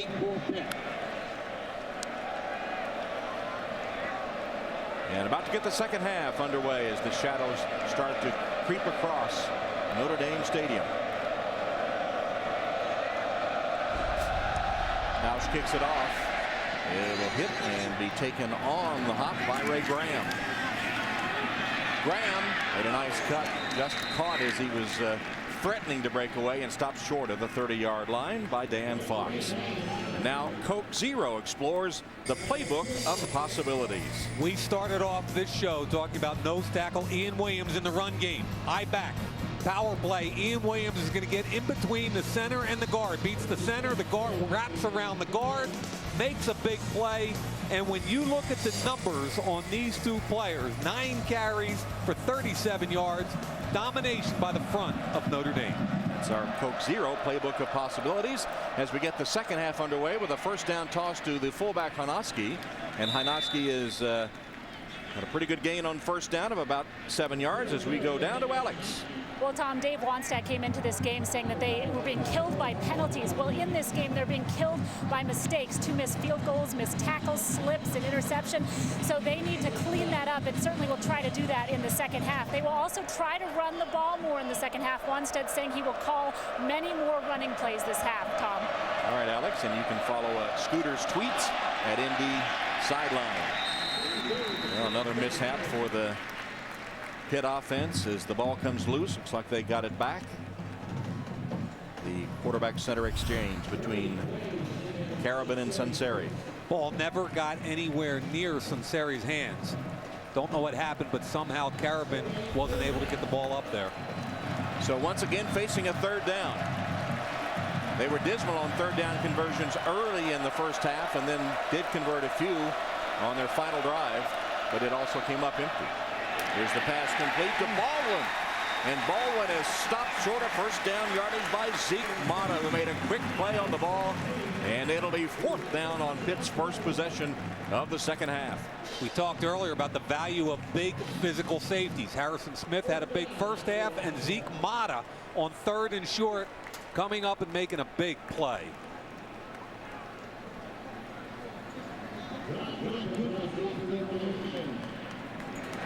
So Dan Hutchins will kick for Pitt, and Pitt is first in the FBS for net punting, and Goodman is deep.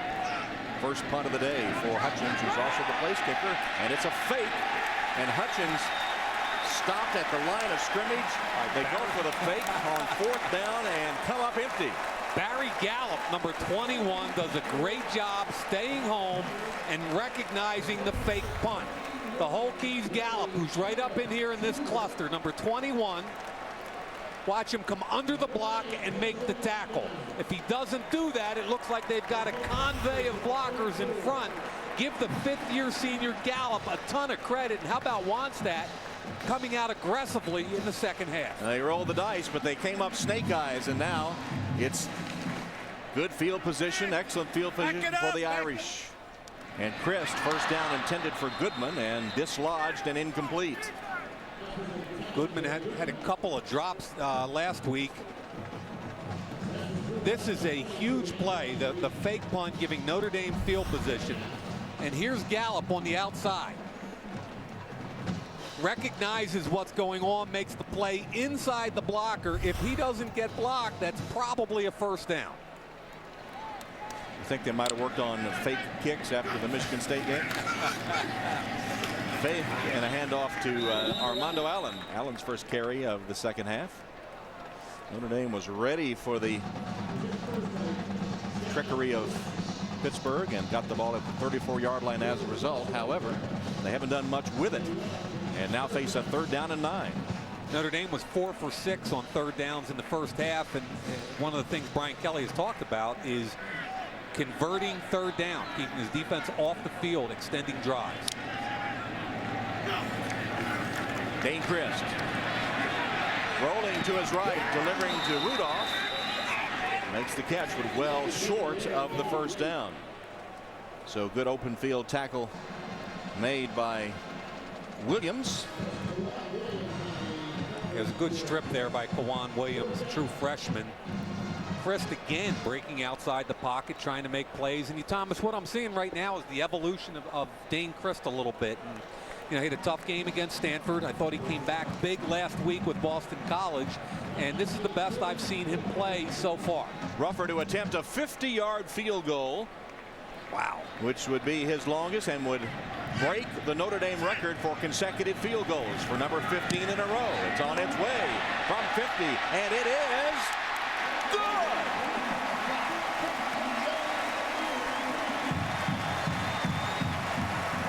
And this was a heck of a hold by Ben Turk. I thought the snap was a little bit low. See, Turk does a great job getting it down. The timing for Rufford was tremendous. And Tom, on a 50-yard field goal attempt, when there's any miscue in the operation, typically you don't get a square hit like that. Great job.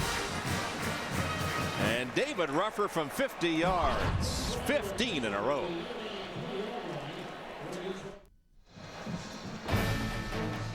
Notre Dame football is brought to you by Northwestern Mutual. Begin building your foundation for life at northwesternmutual.com. By the U.S. Postal Service. By Xerox. With Xerox, you're ready for real business. And by U.S. Bank. All of us serving you, U.S. Bank. Beautiful shot of the University of Notre Dame campus in the late afternoon sun, and the sun shining on David Rufford, the walk-on kicker who was recruited to come to the team when he was kicking in inter-hall dormitory competition here at Notre Dame. And with that kick of 50 yards, so he did it with a flourish, 15 straight, and the Notre Dame record.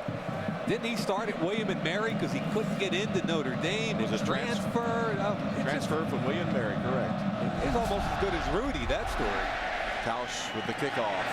Graham lets it bounce twice, 3 times, finally picks it up. He's in trouble now, and trapped and dropped to the 15-yard line. Go to Notre Dame Extra on NBCSports.com, where you can have full DVR control of today's game, including rewinding, pausing, and watching any of the action in slow-mo. Plus, after the game, check out an online-only post-game show. That's at NBCSports.com. 20-3 now with 12:09 left in the third quarter, and Pitt desperate for some points.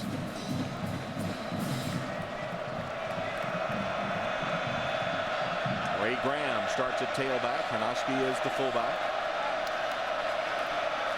Graham nearly broke it. He burst through that hole in a hurry and is stopped just short of the 30-yard line by Jamor Slaughter. Now that looks like Pitt football, and I think that's a statement from Dave Wannstedt that even though we're down 20-3, we're coming after you. And that's physical, downhill Pitt football. Hinoski takes you to the football. That's their power O. 52, the backside guard, Lucas Nix and Hinoski. Big game. But for all their excellent running game, that's only the second 10-yard or more rush today for the Panthers. Graham on the toss. lucky to get back to the line of scrimmage. Manti Te'o got penetration and got a lot of blue jerseys to help him. Well, Notre Dame obviously came in with the idea that to stop pitch, you stop the run. And so far today they have, and have not been hurt by the pass as a result. A little more slipping. We saw the wide receiver Shanahan in the first half. Ray Graham trying to make a hard cut there, slips and goes down. I like the perimeter defense on that play by Notre Dame. Sunseri's pass caught, but stopped in his tracks is Baldwin, and that was Blanton.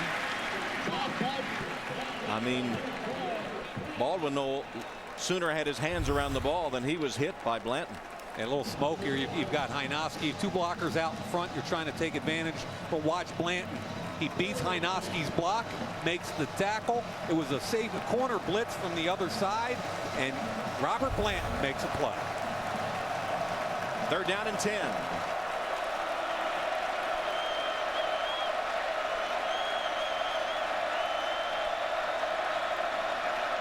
Here they come. Sunseri under the blitz. Stepped up, but can't last as the blue shirts swamp him for another sack. Heavy blitz coming off the edges. Two defensive backs coming hard, forcing Sunseri to step up into the pocket. Watch the edge rush here and here. Forces Sunseri up into the pocket. They're bringing 6. Steps up, inside, cleans it up. That's excellent team defense. Blanton was the first to hit him on the corner blitz, and then Prince Shembo will get credit for the tackle, the 2nd sack of the day by the Irish defense. Hutchins with the punt. Goodman makes it and is downed immediately. So no return on a 44-yard punt. Nate Mix, good special teams for the Panthers, but it's been all Notre Dame this afternoon.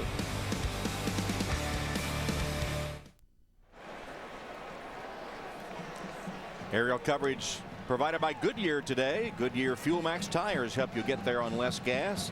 Bob Delagrange, the pilot, and Tom O'Keefe manning the camera in the Goodyear blimp, providing these beautiful pictures of the University of Notre Dame campus and Notre Dame Stadium.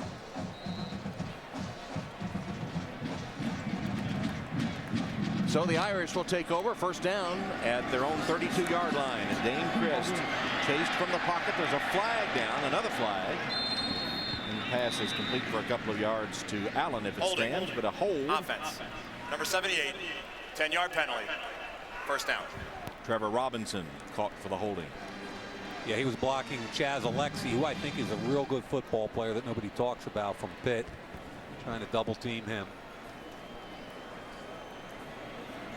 Sets up a 1st and 20.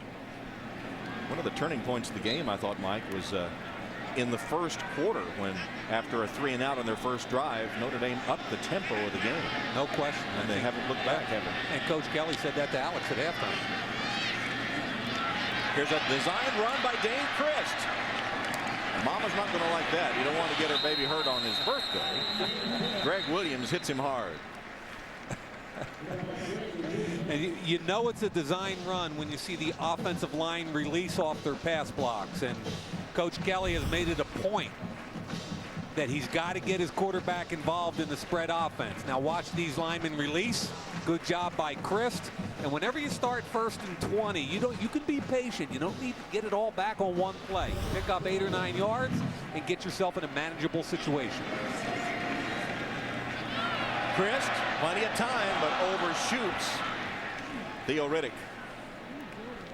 Oh, we mentioned earlier that Dane Christ's mom always texts Braxton Cave to say, take care of my boy. And Cave is quite a story in himself, getting his 6th start today. And he grew up just about 10 minutes from Notre Dame Stadium in Mishawaka.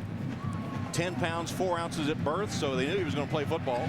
And they knew he was going to play at Notre Dame because his family are all huge Notre Dame fans. He said he watched Rudy every Saturday before the game and went to a lot of games while he was growing up. Here's a 3rd down pass. Christ sets his feet, airs it down the sideline to Michael Floyd, and incomplete. Jason Hendricks running with Floyd. So Christ is hitting a little rough patch here. He's missed 6 passes in a row after he reeled off 12 straight at one point. You know, I had fun talking with Gabe, Tom, when we spoke with him yesterday. And you mentioned he was 10 pounds 4 ounces, and his comment was, "And I never looked back." Are you kidding me? Turk on a 4th down punt, and a flag down.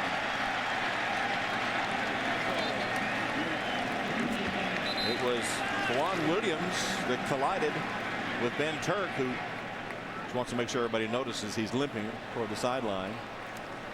Roughing or running into. It was That'll be 4th the key. and 12.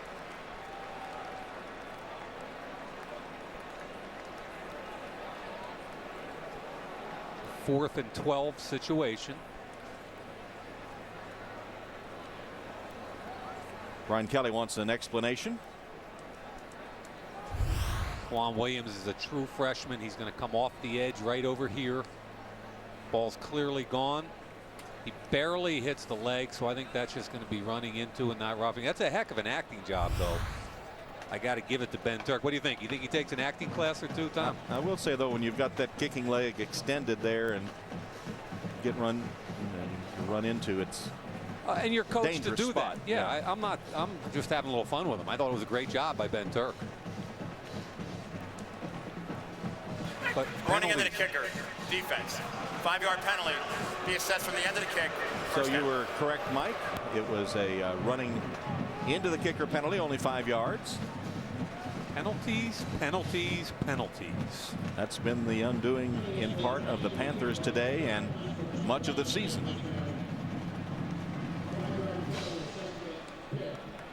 So 8:02 remaining. They'll tack the 5 yards onto the end of the kick return and give the Panthers the football.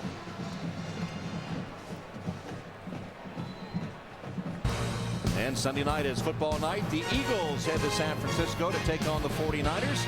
Live coverage begins with Football Night in America. That's at 7 Eastern, 4 Pacific, only on NBC. Kind of an intriguing game, too. You know, San Francisco hasn't won a football game, but they're in a weak division. They need a win at home. Philadelphia, I'm intrigued by the quarterback, Kevin Cobb. I mean, he averaged 5.7 yards per attempt last week. He's got to get the football down the field. Here's Hanaski, the fullback.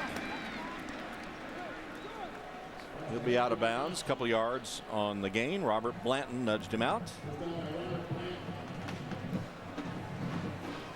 Now under 8 minutes remaining in the third quarter. The Irish with a 20-3 lead. At one time, Pitt was up 3-0, but the Irish have scored 20 straight. And I think Frank Cignetti, the offensive coordinator, and Dave Wannstedt have some decisions to make right now. Fundamentally, they're a physical football team. They want to run the football. You're down 17, middle of the third quarter.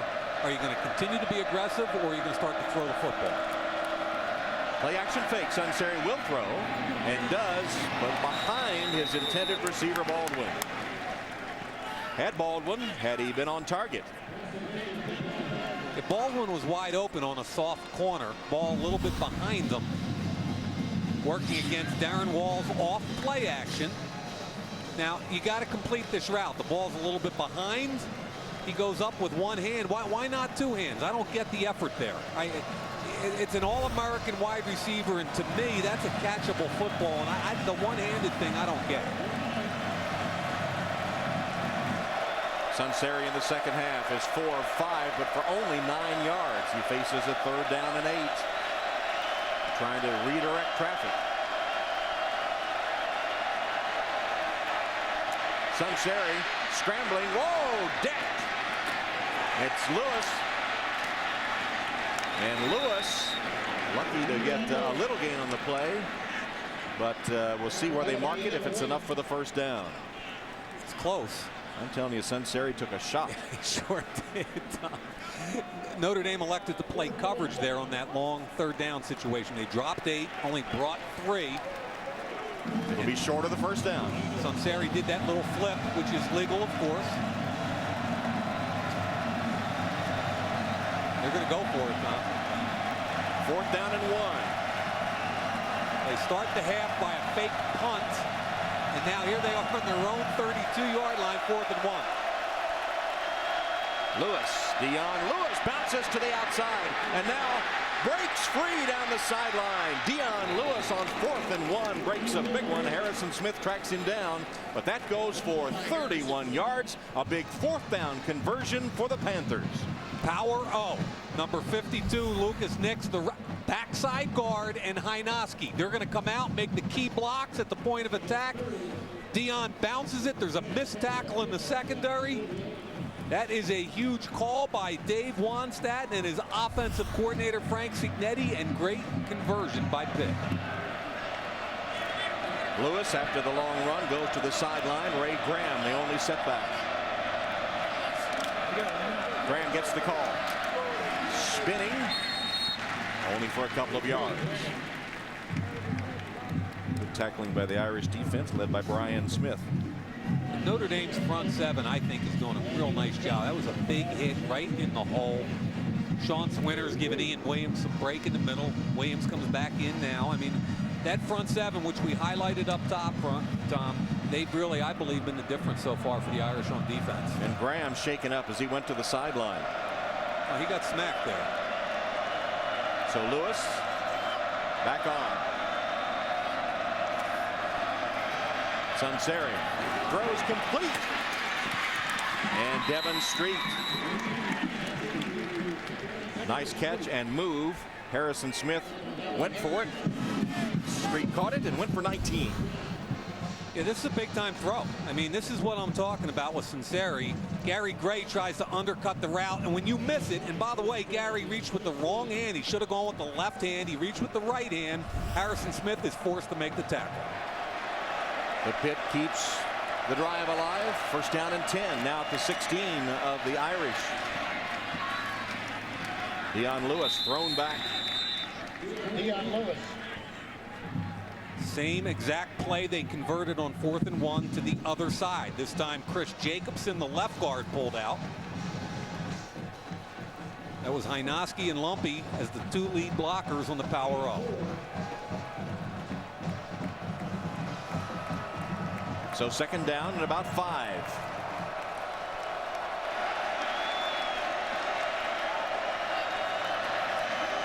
Dion Lewis dancing. Nowhere to go.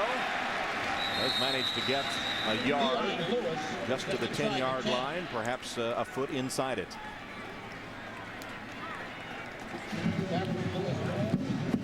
Defensive coordinator Bob Diaco used an interesting term when we met with him yesterday about these two running backs. He said that behind that offensive line, they search for the light. They see darkness, darkness, darkness, and bang, they hit the light. Another third down for the Panthers. Third down and 4 on this current drive. It'll be the 9th play.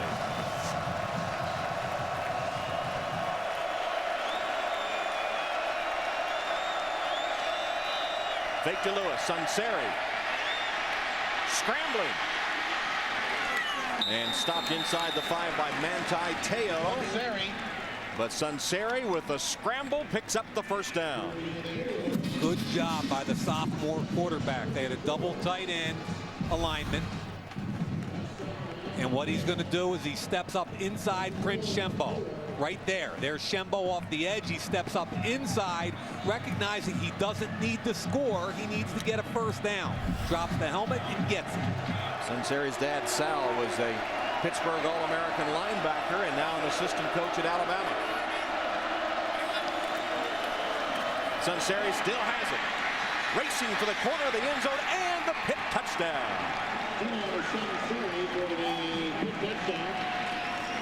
Blanton and Shembo, the two edge rushers for Notre Dame, out of position. Right over here. Play action fake this way.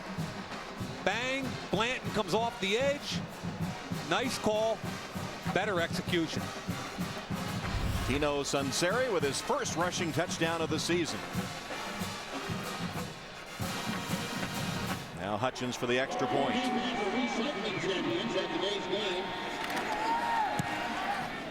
And Hutchins boots it through.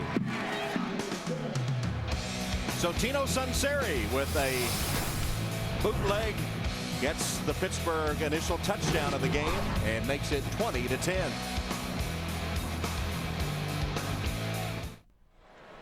This season on The Event, the answers are where you least expect them. That's The Event, all new Monday at 9, 8 Central here on NBC. Well, the Pitt Panthers desperately in need of some offense. Got a 10-play, 77-yard drive that consumed nearly 5 minutes. Converted a 4th and 1 as the big play on the drive. It came out to be a 30-plus yard run by Lewis. And footnote that one if they come back. That was a key call by Wannstedt. Kevin Harper will kick it off. Jackson and Riddick are the deep men. Jackson fields it at about the 6-yard line. Whoa. And he was hit hard as the fans gasped. You could hear it all the way up into the seats.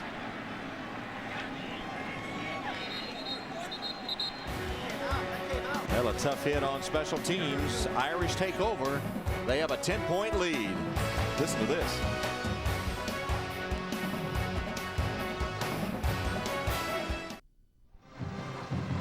.305 to go in the third. Notre Dame up 20-10. First down for the Irish at their own 23-yard line.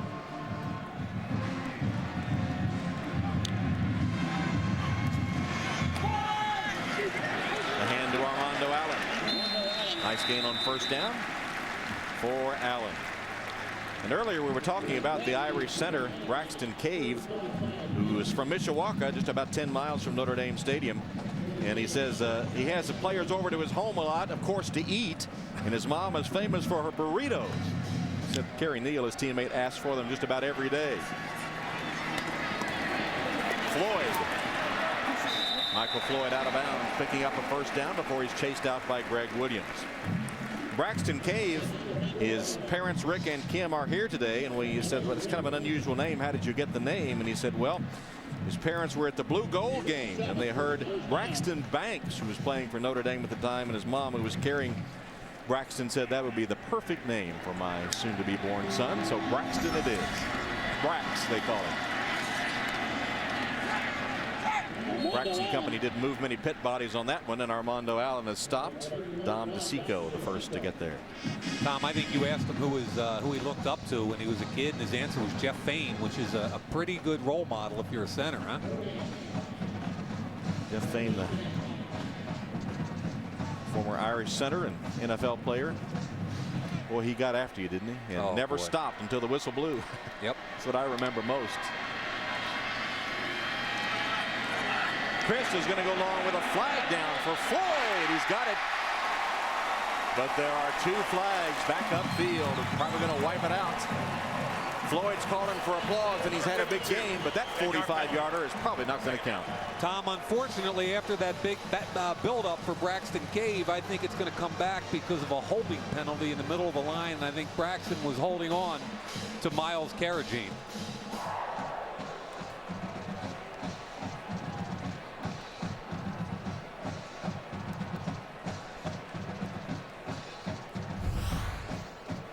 Cave right here on Carrageen, and Carragene's going to flow to the front side across his face. Look at the left arm come up underneath, and that's clearly a hold. So Braxton can't stand the publicity. His mom's going to have to fix some extra burritos for Michael Floyd after that catch was wiped out. Kyle Rudolph latches onto that one from Dane Christ. As we approach the final minute of the third quarter, Kristen Roberts made the pit play. Kyle Rudolph obviously has been one of their primary targets all year round, all year long. I still think that hamstrings bother him. I don't see any burst when he pushes off that cut. Big time player playing through pain. Third down and 14. Final minute of the third.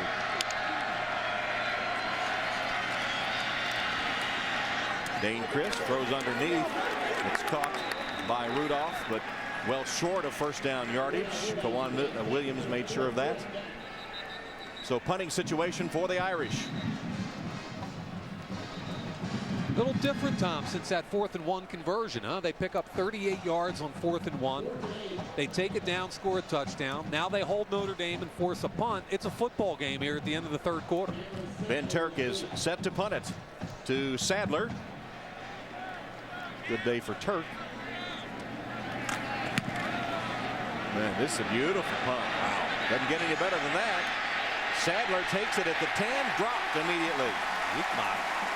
Zeke Mata on special teams, a 51-yard boot and a -2 on the return thanks to Zeke Mata. That's a 53-yard net, huh? Beautiful job that time by the Irish punting unit. Wow. He averages 36 yards net. On this one, it's 53. Sadler keeps coming back and back. Zeke Mata, great timing on that. Comes to balance and makes a hit. So it puts the ball at the Pittsburgh 7. 9 seconds left in the quarter. First down, Graham. To the 10-yard line on the final play of the third quarter. So the third quarter ends. Irish didn't have much going offensively, but still lead 20-10. Back to Notre Dame Stadium after these messages from your local station. You're watching Notre Dame football on NBC.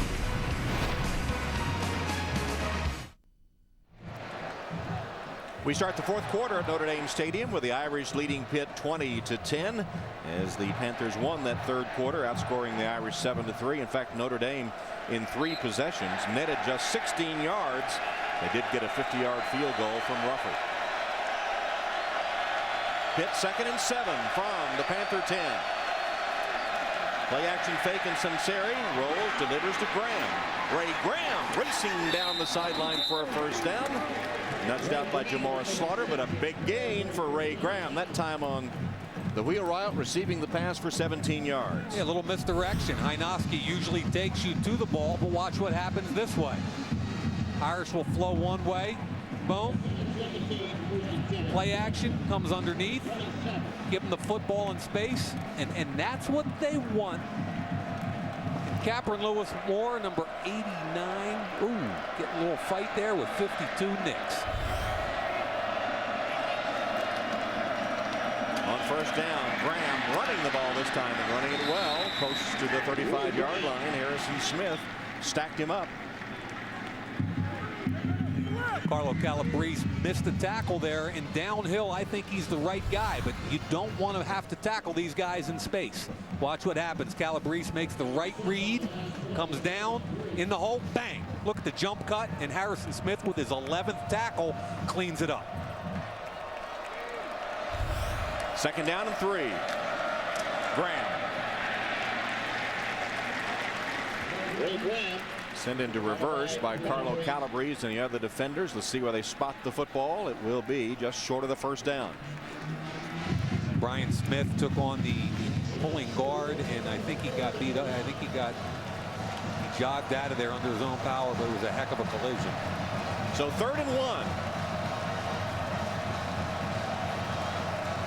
Notre Dame fans starting to get a little restless now as Pitt is revived on these last couple of drives.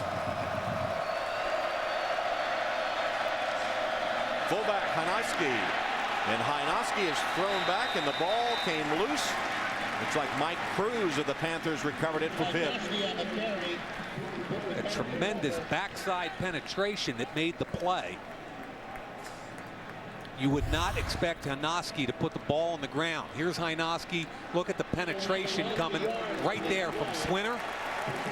Big hit. The ball's loose. That's a fumble, no question about it. Cruz jumps on it, creating a 4th down. And this time, Wannstedt will punt, or at least is in punt formation with Hutchins.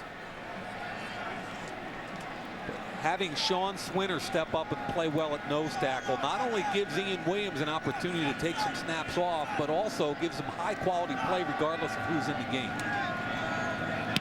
There's the Hutchins punt. Good one. And nothing on the return from John Goodman. So a 48-yard punt, no return from John Goodman. Andrew Taglianetti done a good job on special teams for Pitt today. 20-10 Irish, though they've gotten only 3 points so far in this second half, and really only 16 yards net offense in the second half. And that's where they're headed. That 1st and 10 line brought to you by Xerox. From the 16-yard line, first down pass from Dane Christ, wide open, but overshooting Kyle Rudolph.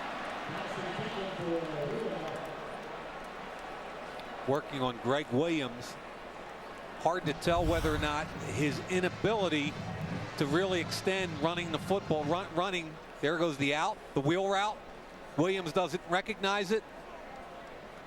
I'm not sure if it was a bad throw or just really struggling Kyle Rudolph trying to run all out. So 2nd and 10.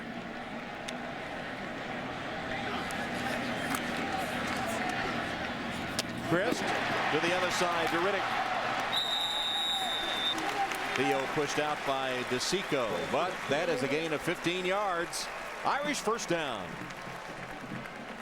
That's the throw you like right there. Good job. 4 for 8 this half. Here comes the inside receiver coming to the out. Nice job against zone. He put it on him. That was on time and a good throw. Advance the ball to the 31. First down. Here's Riddick.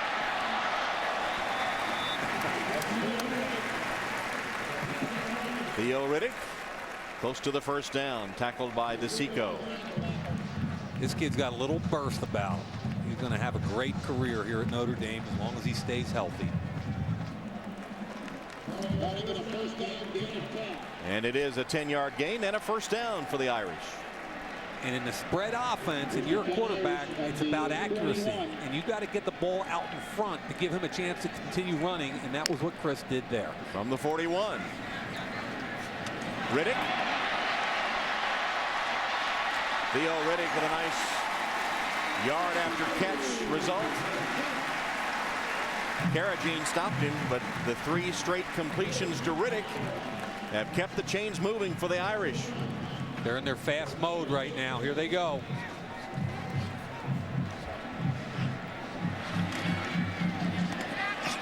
Just toss it out to Floyd, and Michael wrestled down at the 30, but picked up another first down.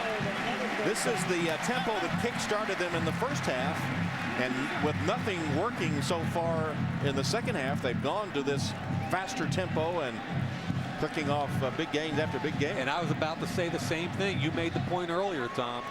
The trigger in the first half was the pace, and here they go again. Going to run this one with Sierra Wood. You get the defense back on their heels. 4 consecutive passes, 4 first downs, then you run the football. Gave him about 9 yards. You see the ball just short of that first down line. 2nd and 1. Take a shot at the end zone here. Especially down here. Instead, give it to Allen. And he'll be second effort down at about the 20-yard line. And will he have the first? You're right, on second effort, he might have it. I'll tell you, he's a stronger kid than you think looking at him at 198 plus or minus. Like his lower body strength. Took the first hit, hung in there, kept driving the legs. Officials taking a long look at it. Mark it just short, I believe.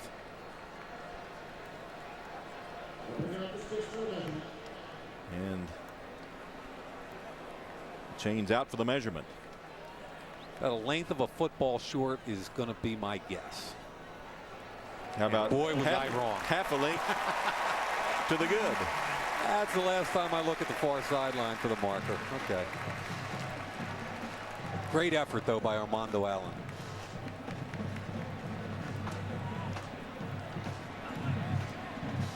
So now from the 20-yard line with a first down.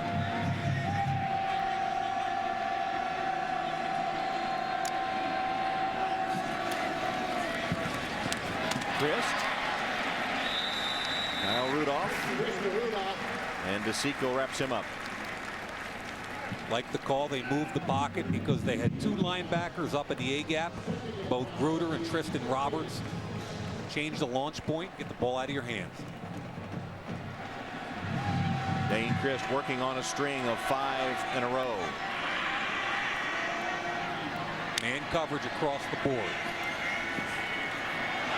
Being chased, unloads. Rudolph couldn't handle it. Normally Kyle Rudolph would latch on to that one, but it goes incomplete, and the fans gasping as Dane Christ from the blind side was being chased.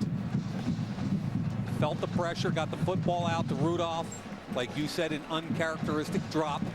Although he had one at Stanford late in the first half that led to a field goal, I think he also had Riddick on the flag route there, man-to-man coverage.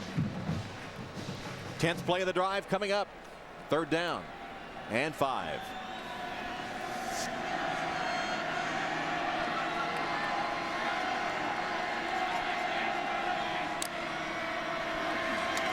Pitt comes with a blitz. Chris scrambling, delivers the ball, and it's incomplete, wide of Michael Floyd. It's a good call, Tom. Taglianetti came off the edge. Chris had it messed up the timing. Actually, it was Jones, the intended receiver.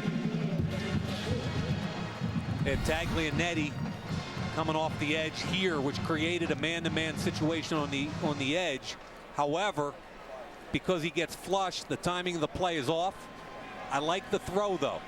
Don't have a problem with it. So Ruffer will attempt a field goal from 32 yards.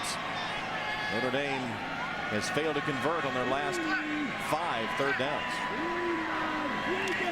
Ruffer's 32-yarder is good. 16 field goals in a row. And Christ getting an earful from his coach, Brian Kelly. But the lead goes to 23-10.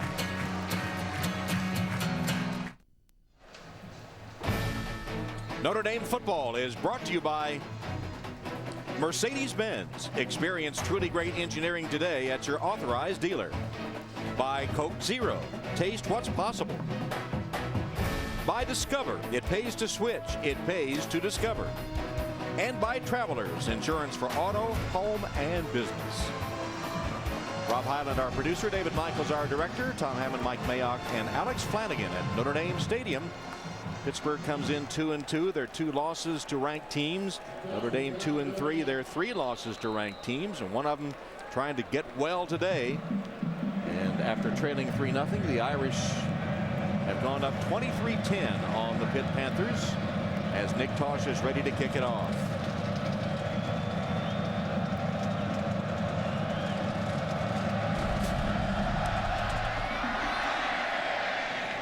Kickoff taken by Ray Graham. Graham, nice return, still on his feet to the 36-yard line. Sunseri takes his offense back out on the field, trailing 23-10 when we come back. 8:57 left, and Pittsburgh trailing 23-10 takes over at the Panther 36-yard line.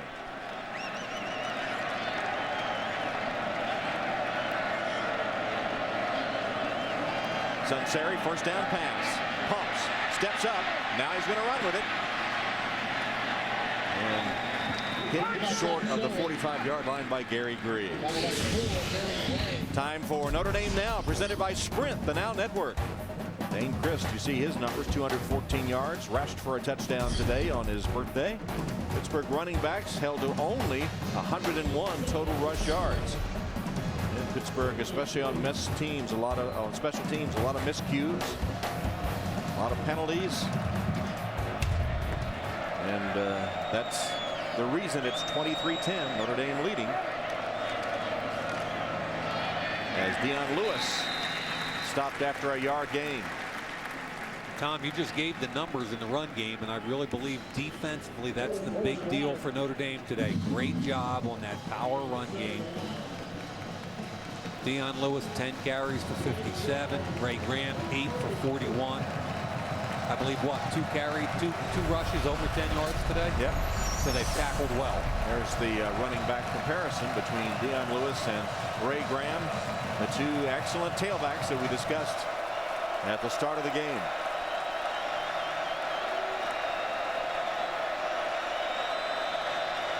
Third and 2, and it's Dion Lewis. No, Sunseri kept it and throws it downfield. It's caught by Baldwin. Baldwin racing for the touchdown. John Baldwin on a 56-yard strike from Tino Sunseri. Everybody thought Dion Lewis had the ball. Sunseri kept it on his hip. took it out and found Baldwin for the TD. Play action coming off this way, and once the wide receiver comes, watch what happens right here. The safety, Jamar Slaughter. When you're up at this point in the game, he's coming back. Now, why do you come up? The quarterback has not crossed the line of scrimmage. That is the cardinal sin for a safety. When you're a third-level defender, you never jump that. And Hutchins with the extra point. So a 50-yard strike. Baldwin from Sunseri, and Pitt is right back in it. Mercedes-Benz presents Army versus Notre Dame top performances. 1937, the Cadets marched onto a very wet and muddy Yankee Stadium field on an overcast November afternoon. A botched punt by Army gave Notre Dame excellent field position, and Ed Simonich capitalized for the only touchdown of the day. Top performances presented by Mercedes-Benz. Looking forward to that Army Notre Dame matchup at Yankee Stadium in November. Yeah, that'll be fun. I love that old black and white stuff, don't you, Tom? That tape. There's Baldwin, who caught the 56-yard touchdown from Tino Sunseri. And now Harper's ready to kick off. Jackson been held in check today on his returns. Bennett Jackson. And the Irish in the second half have only 2 field goals for their offense. Jackson. Looked like Riddick was trying to tell him to stay in the end zone, but he brought it out to the 25-yard line as we go back to the touchdown on 3rd down and 2. It's 3rd and 2. You're a third-level defender on play action. When the quarterback breaks contain, even if you think he's going to run, you can't do that. You're a third-level player. Stay deep. Even if you come up, you're not making the tackle. I mean, from a safety's perception, and that's the position I played, it doesn't get a whole lot worse than that.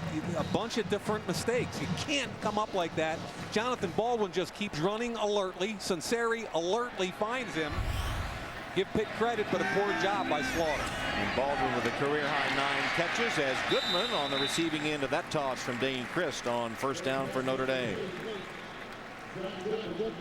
Antoine Reed stopped Goodman. So Pitt 3 plays, 64 yards, including the 56-yard touchdown pass to Baldwin, his 9th catch of the day on 3rd and 2. Clock at 7 minutes. Allen.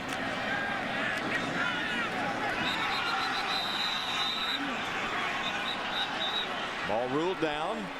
Pitt thought they had recovered a fumble. The ball's ruled down. Wannstedt getting in the official's ear. He's right behind, shadowing him.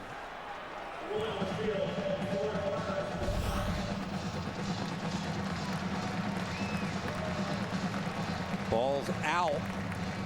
That might be a fumble. And we don't know if the whistle blew or not. Notre Dame's going quickly. Hand off to Allen.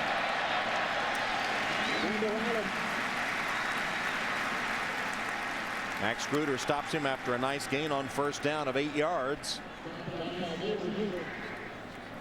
Nice job that time by backup left tackle Matt Romine, pulling and clearing some space, creating a short second down and distance.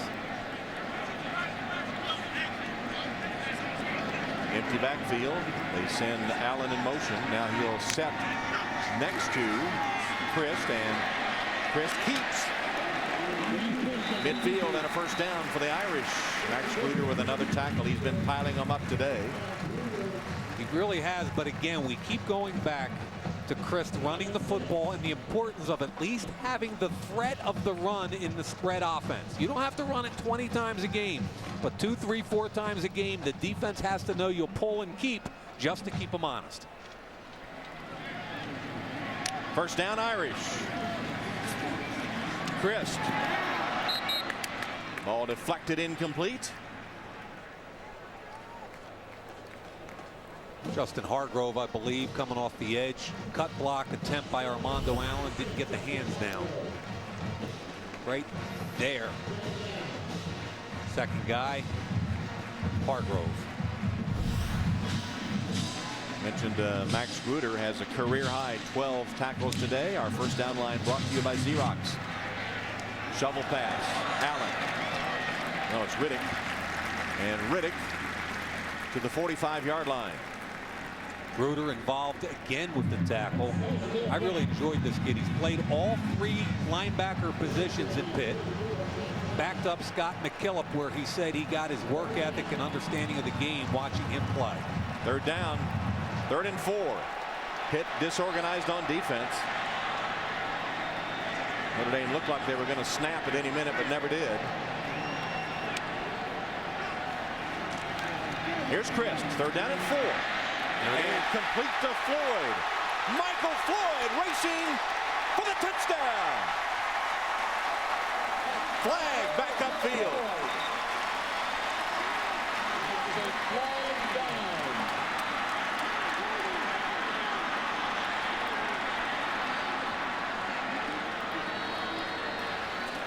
Pass interference.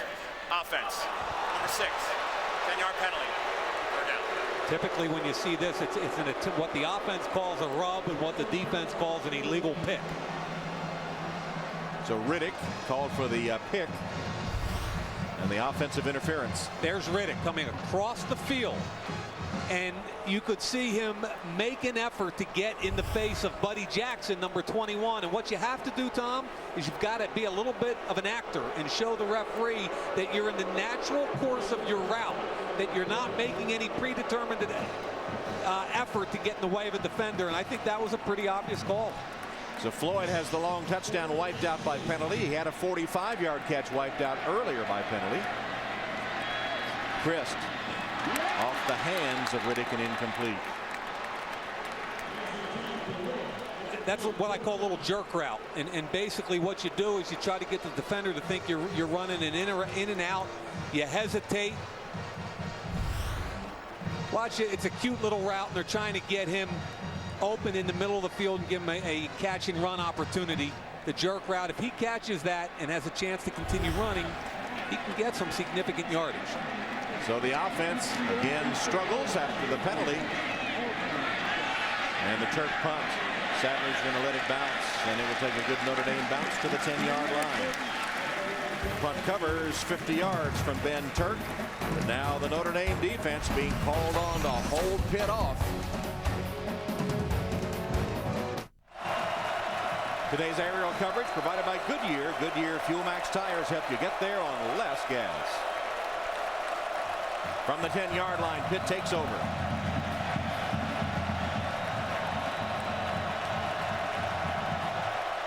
Down just 6 points. At one time they trailed 20-3.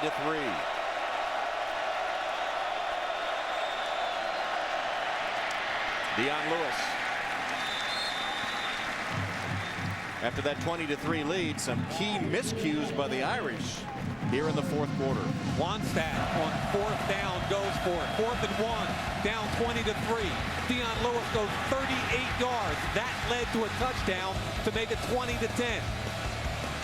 Jamar Slaughter, the safety, comes up when he never should have, allowing Baldwin behind him because the quarterback Sunseri broke contain, and finally the offensive pass interference nullified the big touchdown. And Tom, we got a football game. 2nd down and 7. Again, it's Lewis, and he's hit hard at the 15-yard line. It's going to be 3rd down for Pitt. Big hit by Manti Te'o. Set up a critical 3rd down situation for both ball clubs. Inside 4 minutes.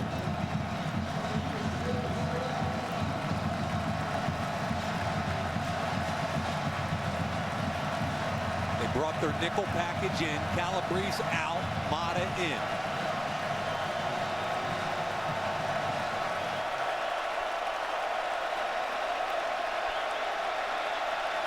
Sunseri under pressure, deflected by Blanton. And incomplete. It'll be 4th down deep in Pitt territory. Blanton and Mata both coming off the edge. Notre Dame has had some success with this in the 2nd half. Blanton, Mata, pressure off the edge, key third down situation with 5 to go. Knocked the football down, and now it's 4th and 5, and it looks like Pitt's going for it. It's going to go for it. 4th down and 5 from their own 15-yard line.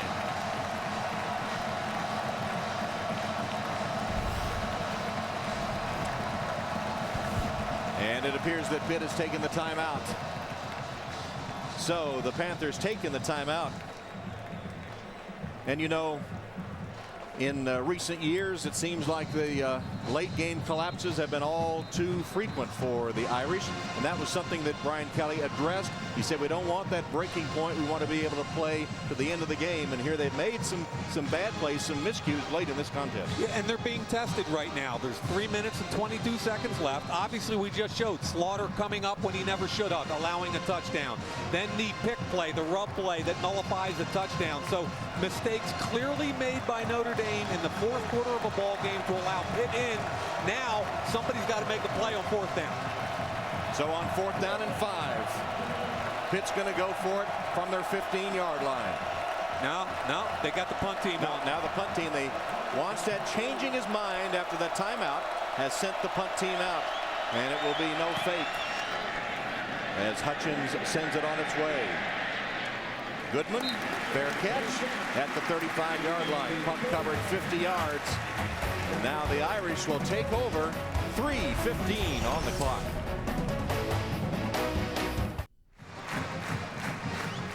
.315 left in a 6-point game, and Dave Wannstedt obviously going to let his defense make a play and hope to get the ball back. As you see at the bottom of the screen there under Pitt, you see the 2 marks, which mean 2 timeouts left. Notre Dame has all 3. There's the Pitt situation. 2 timeouts, 3:15 on the clock. Irish from their own 35. Chris is going to pass. And Floyd with another nice catch. Tom, that was an excellent route by Michael Floyd. Big body guy, drove the defender off. Got his body turned. Now watch him run it deep. Now come back. That's for a big body, 6'3", 227-pound guy to be able to change his weight and come back to the football the way he did it. That was excellent. 13 yards. Clock, after stopping momentarily for the first down, restarts and is under 3 minutes. Love the call. I mean, that's who they are. Roll the pocket, throw the football. Allen.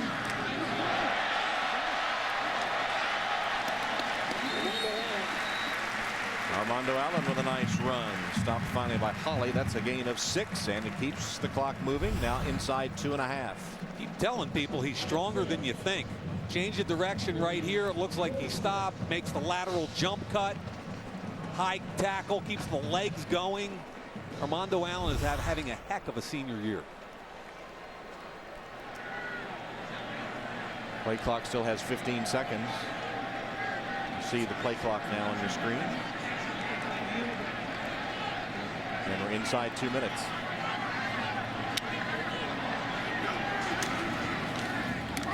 Toss it to Ragone, who dropped it. Stops the clock at 1:52. And Tom, that was a first down. I mean, that was set up beautifully. Ragone's got to catch this football. I mean, he's the inside receiver. They play fake it, drill it right out to him. It's set up. Got the block right there by Michael Floyd on the inside safety. And Ragone drops the football, which also stops the clock at 1:52. And makes it 3rd down.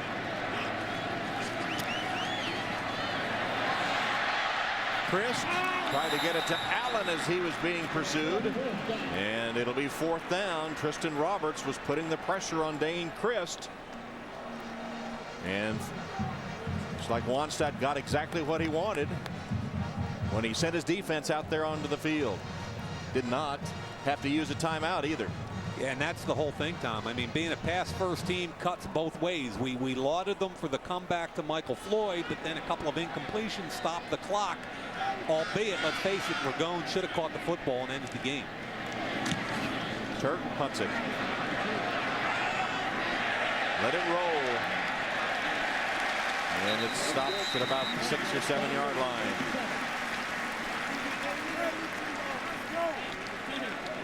So it'll be the Irish defense. Kelly says, oh, why did you drop that ball? Oh, man.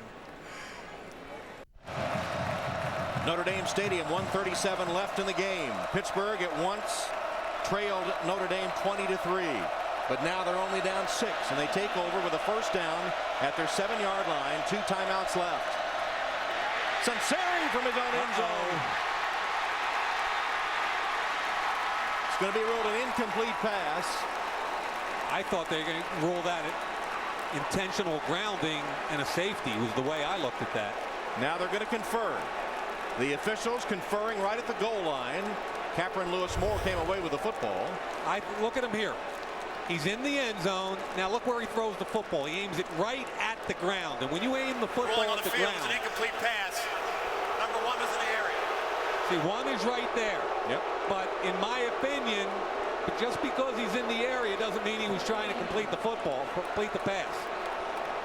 It looked obvious he was just trying to get rid of the football, but they rule Graham in the area. Yeah, that's a break for Pitt. So right here we there. go. Second down. And that one will be whistled dead before it unfolds.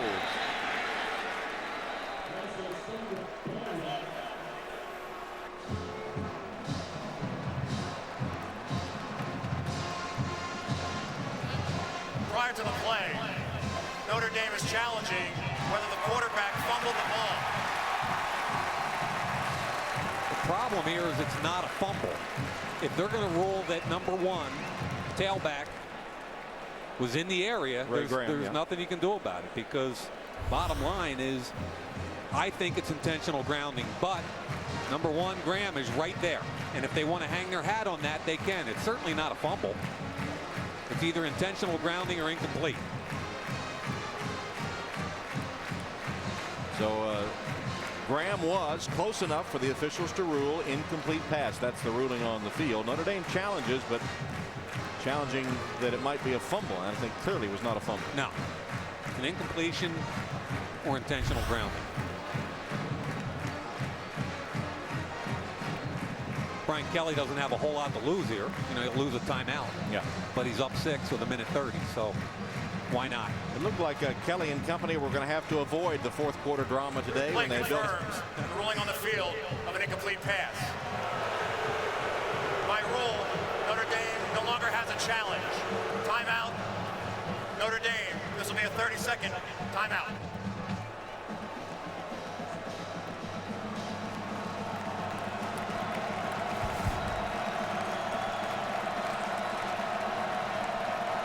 Now, the letter of the law may be that Graham was in the area, but he was grounding the football.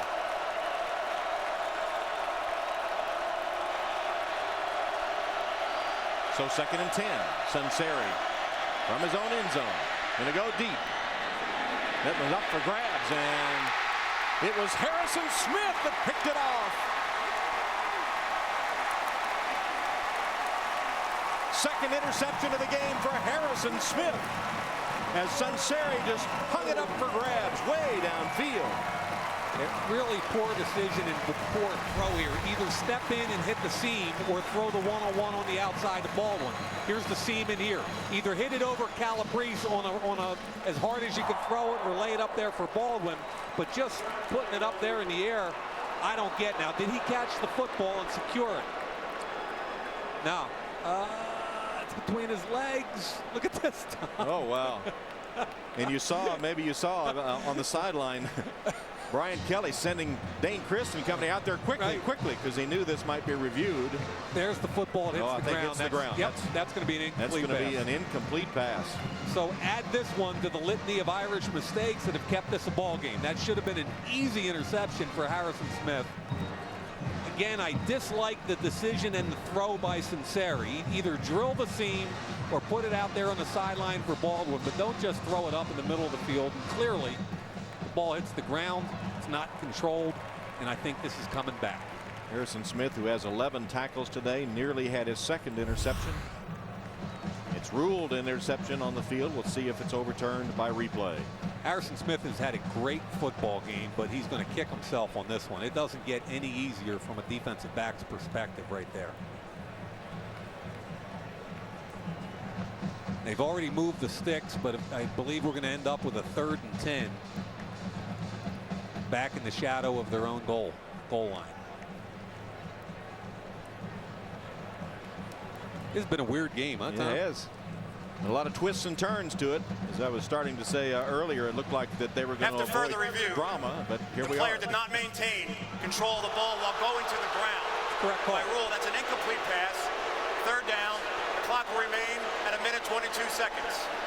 The right call. Yep. No question. They just want to make it hard on themselves, Tom. It's unbelievable.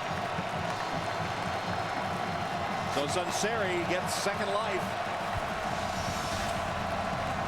Now, Sunseri is 26 for 37 for 266 yards. I've questioned some of his decisions, but he's a talented young quarterback with an awful lot of upside.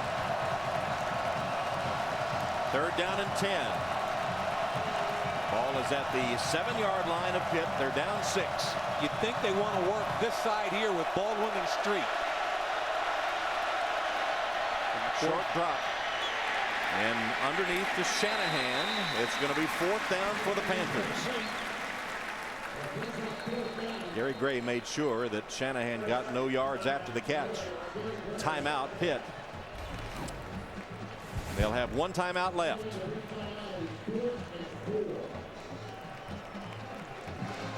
So 4th down and about 4 yards coming up for the Pittsburgh Panthers with 1:11 on the clock. Now you've got a 4th and 4 situation. With a young quarterback, I thought you should have tried to go for the 1st down right there because there's 1:11 left in the game. It's not like you can nickel and dime this thing and agonize over 1 first down. But it's 4th and 4.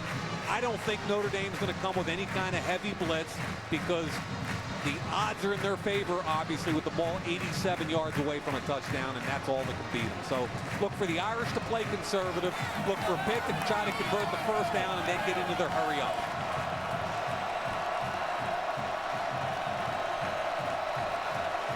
So 4th down and 4 for the Panthers. It'll be a 4-man rush. Sunseri. His pass is knocked down, incomplete. Gary Gray makes the play on John Baldwin, and Notre Dame takes over.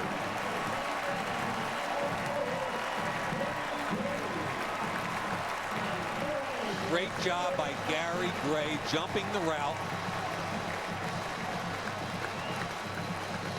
4th and 4. He's in that intermediate distance. He's not in the soft corner, but he's not pressed. He knows he's got a safety over the top, so he's playing that aggressive. I love where he lined up pre-snap. He baited the sophomore quarterback into the throw and jumped the route. And Dane Christ in the victory formation takes a knee.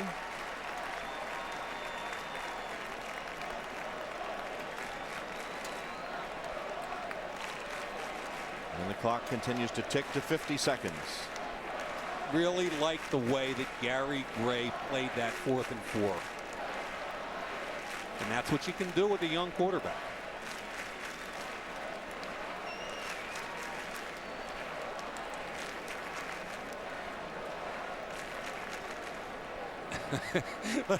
look at Brian Kelly. He's going wide. I mean, a win is great. We got the 24-hour rule, and we're going to celebrate for 24 hours. But, man, we made it tough on ourselves, and the Pitt guys can't believe it. Chris takes another knee, and that will be it if Pitt chooses not to use its final timeout, and little use in doing so.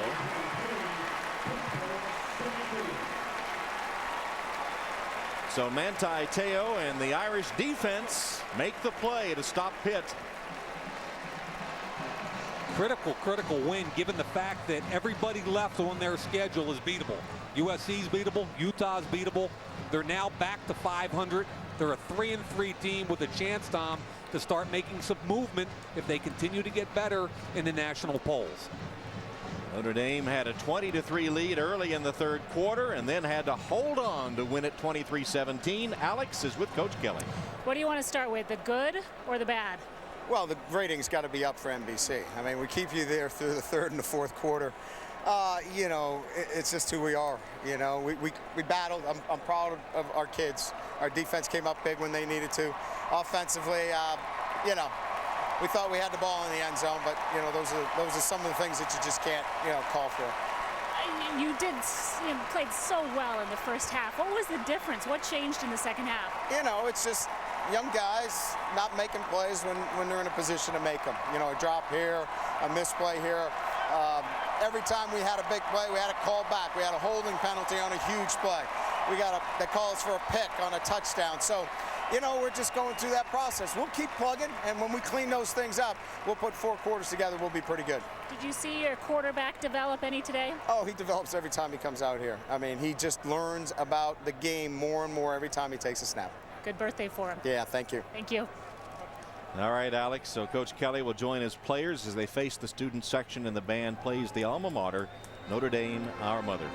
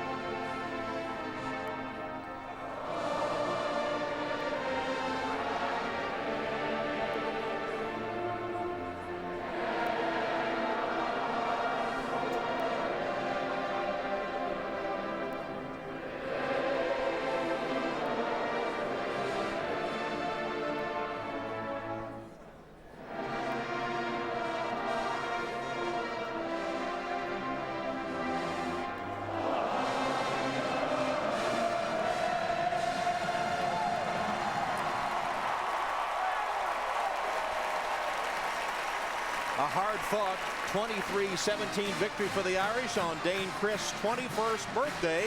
He hit for 242 yards and a TD throw to Michael Floyd and scored on a 10-yard TD run. He is with Alex. The kind of birthday you were hoping for? Absolutely. There's no better feeling than winning on your birthday. All right, let's talk about the rushing touchdown. Jabal Sheard barreling down on you, and you kind of juke, and he misses the tackle. Tell me about it. I mean, it was just, the play kind of broke down, and just trying to looking to make a play with my feet.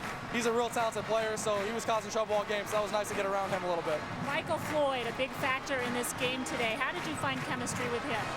Mike had a great week of practice. He and I, had developed chemistry throughout this week of practice especially, but we knew it would be a big game for him, and that he caused a lot of matchup problems. Tell me the difference between the first half of this game and the second half. I think it's just adjustments. I mean, throughout the course of the game, there's so many adjustments being made on both sides of the ball, but we need to continue to do a better job of closing out games. Happy birthday, Dane. And Tom, the defense keeping this Notre Dame squad in this game at the end. Harrison Smith almost 2 picks in this game. What happened on the last one? I just didn't hold on to it when I hit the ground. I think kind of jolted it loose. I thought maybe I caught it with my legs, but I just tried to sell it a little bit. What about Pitt's running game, though, Harrison? You guys have to be happy with what you were able to do. I mean, that was our focus the whole week, was coming in and stopping the 2 great backs that they have. And, I mean, they ran hard, and that's a credit to them, but I think our defense really stepped up today. You had to fight hard for this W, but it's a W, right? Yes, I mean, any W is what you want, and anything feels good no matter how you get it. Congratulations, Harrison. Thank you. Tom, back up to you. All right, Scooter, and Harrison Smith and his defensive mates holding Lewis and Graham to a combined 107 yards in just 2 plays of 10 yards or more. And Dane Christ with the running touchdown. As Coach Kelly says, he needs to run more. This one was not planned, but everybody covered, and he scrambles. Still looking downfield and then decides, I'm going to run it, and down the sideline, and then cutting back into the end zone for a 10-yard scramble and a touchdown run for Dane Christ. So Christ was one of the heroes on his birthday, and Michael Floyd had 7 receptions, including a touchdown, almost 2 touchdowns, one of them wiped out by penalty, and another 45-yard reception wiped out by penalty. Riddick had 7 receptions, Rudolph had 5. So there were a lot of heroes for the Irish today, including Ben Turk, who put 3 punts inside the 10-yard line. Yeah, I think the Irish special teams, a 50-yard field goal, Ben Turk's punts. I thought Dane Christ played the best half of football in that first half that I've seen him play. Let's not forget kudos to the run defense. Did a great job. We started the show talking about Dion Lewis, talking about Ray Graham. Combined for 107 yards. That's a great job by the Irish defense. But Pitt helped Notre Dame out with some miscues, especially on special teams today. Costly penalties and special team miscues really hurt the Panthers. They start with a short field goal miss right there in the first half. And remember, they had been 8 for 8 under 40. Here's the holder, Janako. Fumbles the snap again. A second missed field goal attempt, both, Tom, under 40 yards. But when all was said and done, after Notre Dame had built that 20-3 lead early in the third quarter, they let Pitt back in it with some miscues of their own. No question. This should have been, in my opinion, a romp for Notre Dame in the fourth quarter. However, they make 3 or 4 major mistakes. They allow Pitt to stay in the game. Let's give Pitt some credit. Right. They hung in. They made throws. Baldwin made a play, 50 yards late in the fourth quarter. And let's not forget, while we're talking special teams, the play Barry Gallup made on the fake punt, which set up a field goal. So there was a lot of highs and a lot of lows, depending on which fan you are.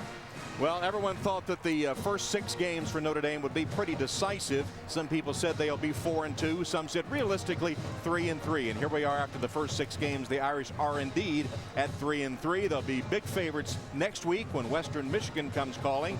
Then they'll go to play Navy at the Meadowlands. Tulsa comes to Notre Dame Stadium, and after a bye, they'll face the tough Utes of Utah, ranked 10th in the nation, on November 13th.